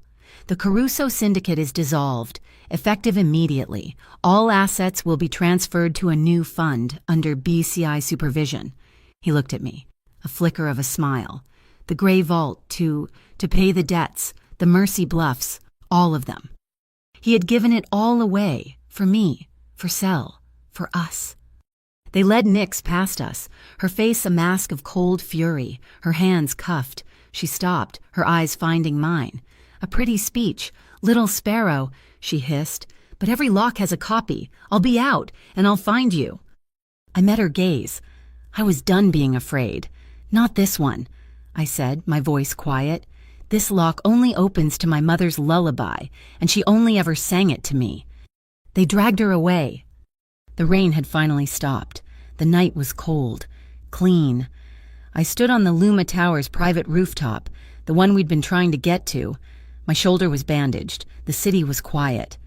I heard a single footstep, Gennaro, and he was in a clean shirt, his arm in a sling, his back and side heavily bandaged. He looked like he'd been through a war. We stood in silence, just watching the city breathe. I reached out, my fingers trembling, and gently, so gently, touched the bandage on his shoulder. You were reckless, I whispered. You were worth it, he replied, his voice rough. He turned, his good hand coming up to cup my face. His thumb brushed my cheek. He leaned in, slowly, giving me every second to pull away. I leaned in. The kiss was not like the one in the dark. That was a question. This was an answer. It was slow and deep and full of a desperate, profound relief. It was gentle, but it held the promise of forever. He pulled back, smiling, a real, tired smile, and rested his forehead against mine. I'm sorry, he breathed. For what? For almost leaving you. You didn't, I whispered, closing my eyes. I'm your anchor, remember? We rebuilt. Cell, fierce and finally free, took over the new Grey Vault Foundation, with Yara as her head of tech, turning Echo into a force for good, Evo. Grim as ever, started a new security firm, training community protection officers. Annika Rowe, true to her word, took possession of Echo's data core, classifying it as the most valuable digital witness in history. And Gennaro, he was just Gennaro. We were standing in front of a new apartment, a beautiful, high-ceilinged place overlooking the river. The old life was packed away. My mom was safe, her debts paid, her clinic funded for the next 10 years. He pressed a key into my hand. I have a bad habit, he said, his voice soft, of locking doors. I smiled, looking at the simple brass key. This one is different. This time, he said, his hand finding mine. I'm locking a door to open a new life, with you. I looked at his face, at the city, at the key, in the distance. The first morning light was breaking, washing the glass of the Luma Tower clean. We held hands, and together, we stepped over the threshold, leaving the ghosts of the old world behind. Thank you so much for listening to this story. I'm curious, where in the world are you listening from? Let me know in the comments so we can connect and you can share your thoughts. Please be sure to subscribe to my channel, Mafia Boss Stories, and like this video. And if you enjoyed this journey, please support us by hitting that hype button. It helps get this story out to more listeners just like you.